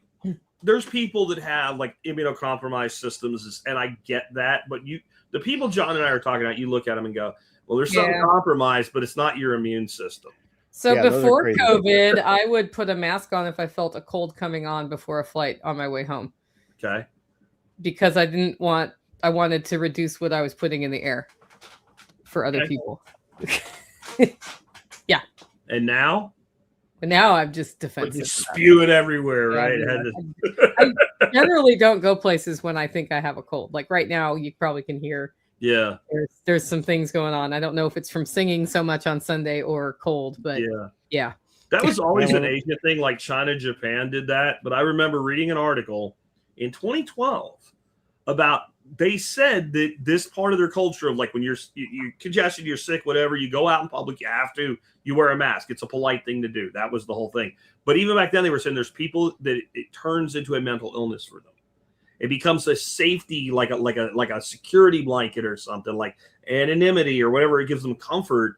And they were talking about it back then. So when this shit started for COVID, I'm like, watch, this is going to put that shit on steroids for some people. And there are people on social media right now, and I don't know, some of them it's probably just a hook, but like their whole life is dedicated to we should all still be masking in 2026. Yeah, how to be COVID safe in 26. Yeah, it's out there. Yeah, it's out there. Go look up the hantavirus. It's because going on there's right an now. outbreak on the cruise ship right now, and there's all of these articles comparing it to coronavirus. Oh, so that's all you can find about it. Hantavirus comes from the crystalline dry urine from rodents. It's typically one type of mouse actually found on the West Coast for the most part, old cabins and such. Hanta doesn't typically pass into human beings. So how is it running rampant on this cruise ship? Or did they go ashore and got this somehow? Like, what's going on there? It's hard to believe that they have like these rodents on the ship, because I guess it could be an older, not well cared for. But if you've ever been on a cruise ship, like the level of maintenance and cleanliness it makes a hospital look like a dump. So I don't know. Yeah, the only way I can think is they all got exposed off. I don't know that it can go human to human, I've heard. Yeah. But rare. And then if you look what the quote unquote outbreak is, it's not a high percentage of the ship, but it's clear somebody got like they probably all got exposed in the same place. I would tend to believe they're saying Hanta and it's something else. Could be. That's possible too. They don't know, so they just pick something, or they do know. Yeah. They've had confirmed tests according to reporting. So if the reporting is not lying, but right, exactly what I would say. Like how many people are on a ship, and what 10 or 12 people have it on the whole ship, and where did they put in at port, and where did the people go to eat lunch while they were in off the ship somewhere? Yeah. I don't know. I have a cruise plan next year. I'm still going to go. I'm not going to worry about it. Like somebody said, wow, 3 dead already. I'm like, 3! Like everything gets hyped. Like how many people died yesterday in car accidents? Yeah. Right. So and you cannot drive your car, right? Like, are you, I mean, things need to be relative. Remember when they were saying like they had to add on to the emergency rooms, they had to put in tents, they had to bring in refrigeration, like because so many people are dying. You're like, do you know how many people die on a daily basis all the time? What do we do with? Well, how did we actually have a system for this? And it was all lies. There wasn't a single hospital in this country that added square footage because of COVID. So but how did they retrofitted the Performing Arts Center in Nashville to handle hospital settings for coronavirus? My renter on my property at the time was working on that. Yeah. Never used it, and then he was paid to take it all back out. Yep. Well, how? Yep. So how did all those nurses have all that time to do all the TikTok dances and shit? Right? They were killing people by They were upping the respiratory, the positive pressure. They were overventilating, hot pressure. We got a dude that was a TAC Response alumni who's a respiratory therapist that was working those, and he said they are killing people. They are overclocking. They're turning that machine up, and they're taking elderly people, and they are causing them to die. Where are all the homeless people dying, right? Where was all the people on the streets that didn't get any COVID, right? It just didn't happen. So hantavirus is primarily contracted by breathing in air contaminated with the virus, which is released when fresh urine droppings and nesting materials from infected rodents like deer mice is stirred up. Can also be transmitted by touching contaminated materials, then touching the mouth, nose, or through bites. So one, like you said, it could be some kind of like, do they have some kind of shore excursion in common? Right. That would be one thing. The other thing would be, what if somebody that was on the cruise ship was kind of pissed and knew what to do? And like, you don't need a bioengineered lab to do that. If you just find yourself some dried up mouse piss, like you could theoretically spread it out on a buffet on a cruise ship. That's the thing that could have happened. Like, are there people sick enough to do that? Hell yeah. There's people who are way sicker than that. I'm from Oregon. We had the Rajneesh. I don't know what that is. the Rajneesh was a religious cult in Oregon that there was going to be a vote at the town about I think rezoning so they couldn't exist in their lifestyle. Yeah. And they came in and they spread some sort of virus at a buffet to make people sick so they couldn't vote. Yeah. Wow. And they got caught. Was that the one with the guy that was the leader that was like, for the people, of the people, and by the people, but the people are retarded? You know what I'm talking about? That guy? I don't know. I know that some like Indian looking dude or whatever, and it's a very old video, and there's a lot of it on social media. People like reposting and all, and as they said, they say to the government, of the people, by the people, for the people, but the people are retarded. Yeah, I don't, don't remember that. Nuts, but even a nut gets it right once in a while, man. I don't know.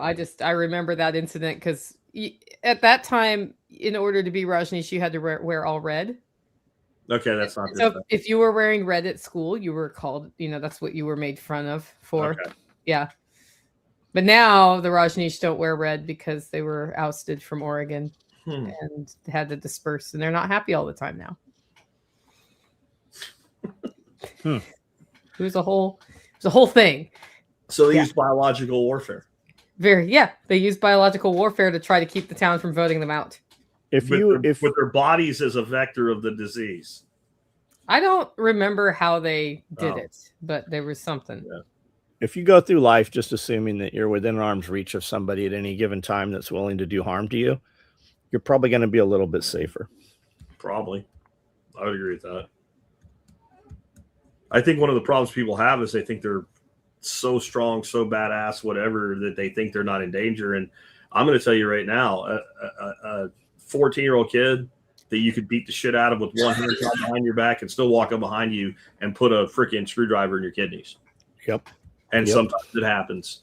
And you can be a Navy SEAL and you've got the same problem once the screwdriver's in your kidney. Yeah. Or they just walk through life just not realizing that there is real evil there. Yeah. They've not experienced it, luckily, and they just assume that that's how everything is. I don't know, man. Some people are very happy with that misconception. And that kind of person, I'll say, you're a better person than me, but the world you live in exists because of people like me. Right? Like it's people like me. And I mean, like my type of person, there's millions and millions of us that we are the check on that system from going into override. They only fear police so much. The fact that you pull some shit at any time, there could be somebody that will immediately end you for it that I think holds in some of that psychopathy. Well, there does seem to be more of that, just normal law enforcement contact that immediately goes to guns. I mean, you're seeing that, and maybe it's social media shows it to us faster, but it does happen. So. It does definitely happen. There was just that guy that got shot yesterday in DC. He had a gun on him. He got spotted by plainclothes Secret Service. Yeah. They called in DC Metro. They jointly went after him to question him. At that point, you got a gun on you, but you haven't actually done anything. So you're looking at a gun charge in DC. Not the best thing in the world, but it beats being shot. So what is the kid out his gun, starts shooting. Kid gets hit, and I think he's dead. He definitely went to the hospital. I don't know if he's dead or not, but they shot the shit out of him. Like, why escalate that quickly? Like, that was probably stupid. Well, whatever happened in DC with the guy with the revolver that shot the two guardsmen, and they ended him. I haven't heard anything about that. This happened months ago, and they ended him. They ended him with a knife, just like at the military academy. The dude walked in and went to gun, and they ended him with a knife also because they couldn't have guns, right? Hard. There's been 3 or 4 of these incidences. Like, whatever happened? How about the dude with the Tesla truck that blew up in front of Trump's hotel in, what was it, Vegas? Where the fuck did that go? Like, you haven't heard shit about any of that. No, but I thought he blew himself up, didn't he? He was inside it. Well, when it went off. A lot of people say he did not blow himself up. That truck drove itself there and went off. But the thing was, that didn't actually do the damage that they intended because the truck was so strong. The blast went straight up. It didn't go into the building. Yeah. There's crazy shit around the Las Vegas shooting. Yeah. Like, you haven't heard and the Nashville one. And the dude who was chief of police there was the chief of police when all the fires happened in Hawaii years later. The Vegas one what always got me was, why would you take that many guns up to your hotel room? How long did you you need 1 or 2 guns and lots of ammo. Yeah. Right. And this guy supposedly carried it was something like 24 freaking rifles in cases that he carried. And there's no video footage of this dude taking anything to his room in a hotel that's a casino. Have you been to a hotel that's a casino, guys? Do you know what you see everywhere? Cameras. I mean, literally everywhere. Every hall, not just in the casino, on the floor, in the lobby, in the hallways, on the freaking elevators. There are freaking cameras everywhere. And there's not one freaking frame of this dude. And there was multiple shootings at multiple hotels simultaneously at the same time. How about the helicopters turned off all their lighting? How about all the runway lights went off on the runway? There's just a ton of, if you have not heard any of this, just watch any random video on the Las Vegas shooting and it will blow your mind. See, my problem with that is then you go into, am I looking at reality or am I down to the world of the mud flood and the orphans and the power generation in Monaco? And I even think, to be clear, I think the whole power, free energy, power generation, magnetism, some version of that may very well be in our ancient history, but it's not 150 years ago. Yeah, Saudi. So there was a Saudi prince there. There was an assassination attempt on his life. There was a shooting with the security team on the hotel behind that. There was multiple shootings that took place. Yeah. Oh, wow. Didn't know that. Yep. So he could have been. Yeah, there was a ton of it. There was, in fact, people killed. A lot of people say it was staged, but there's a man that built a beautiful home right up here. His wife is an orthopedic surgeon over here in Paris, Tennessee, and they never resided on the property. She actually buried him on the property when he was brought and flown into Nashville. It's I don't doubt that people were killed for real there because he was actually buried here. No, I think that's usually bullshit when they say that it was fake. Nobody was killed. That's the people that will run an op like that. If it is an op, they don't like killing people. Killing people actually makes the ops sell better. So I don't think they would, the people that say the plane never hit the Pentagon or whatever. Okay, where'd the plane go? I'm not even saying you're wrong. Where'd the plane go? Where'd the people go? Well, they never died. Well, where are they? Are they island, Lost or something? Remember the TV show Lost with the black smoke? Is that where'd they go? Or Manifest? I don't know if you ever watched a show called Manifest, but it was this plane that disappears in a storm and then it lands and it's 10 years later, but the people didn't age at all. Is that what happened? Because I don't buy into stuff like that, but I don't trust the narrative. That's the other side of it. Yeah, his brother had. Question was so good. Yeah, his brother had more child porn on a Windows 95 computer than a 95 computer could support from a storage perspective. Yeah, there's all kinds of weird shit. And the chick that had $120,000 deposited, his girlfriend or whatever, there's just so much weird shit with that. And then just no, we're not going to talk about this anymore. What didn't happen? The Sandy Hook thing with I'm not talking about all the Alex Jones shit. What I'm talking about is I saw one yesterday. Actual emergency response audio into the dispatchers and all. They found a second dude in camouflage. They had him face down on the ground in the woods on the backside of the school, and then it completely went away. All the crisis actors, you have people saying that my child was killed, but they also have that dude in a SWAT uniform with an AR, right? There's four different sets, multiple mass shootings where these same actors have been present, just like David Hogg. How was David Hogg at so many different shootings over the time? Yeah. That's individual human nature, though, to accentuate things and lie for publicity. But some of the stuff seems way more structured to me than one person claiming they were there. The shooting at the nightclub in Florida would be another example of something like that. There was just some things that just didn't add up. And then there were people that I absolutely know were hurt. They were shot. There were people that died. But it seemed like there were people who were there to add to the like crisis actors, like you're saying, or the Oklahoma City bombing. Remember way, way back then? It's like 96 or something like that, or 95. That building gets blown up. There was a doctor and a police state trooper who were working together saying there's some other, they weren't saying it didn't happen. They're saying there's other shit here. And the doctor said, and he's on record with this, he went to the building to help. An FBI agent came up to him and asked him to put like bandages on him and shit. And he looked at the guy and he said, there's nothing wrong with you. I'm trying to help people that are actually hurt. And the guy said, just do it. And he told him to F off. Well, that dude ended up dead in a private plane crash, which happens.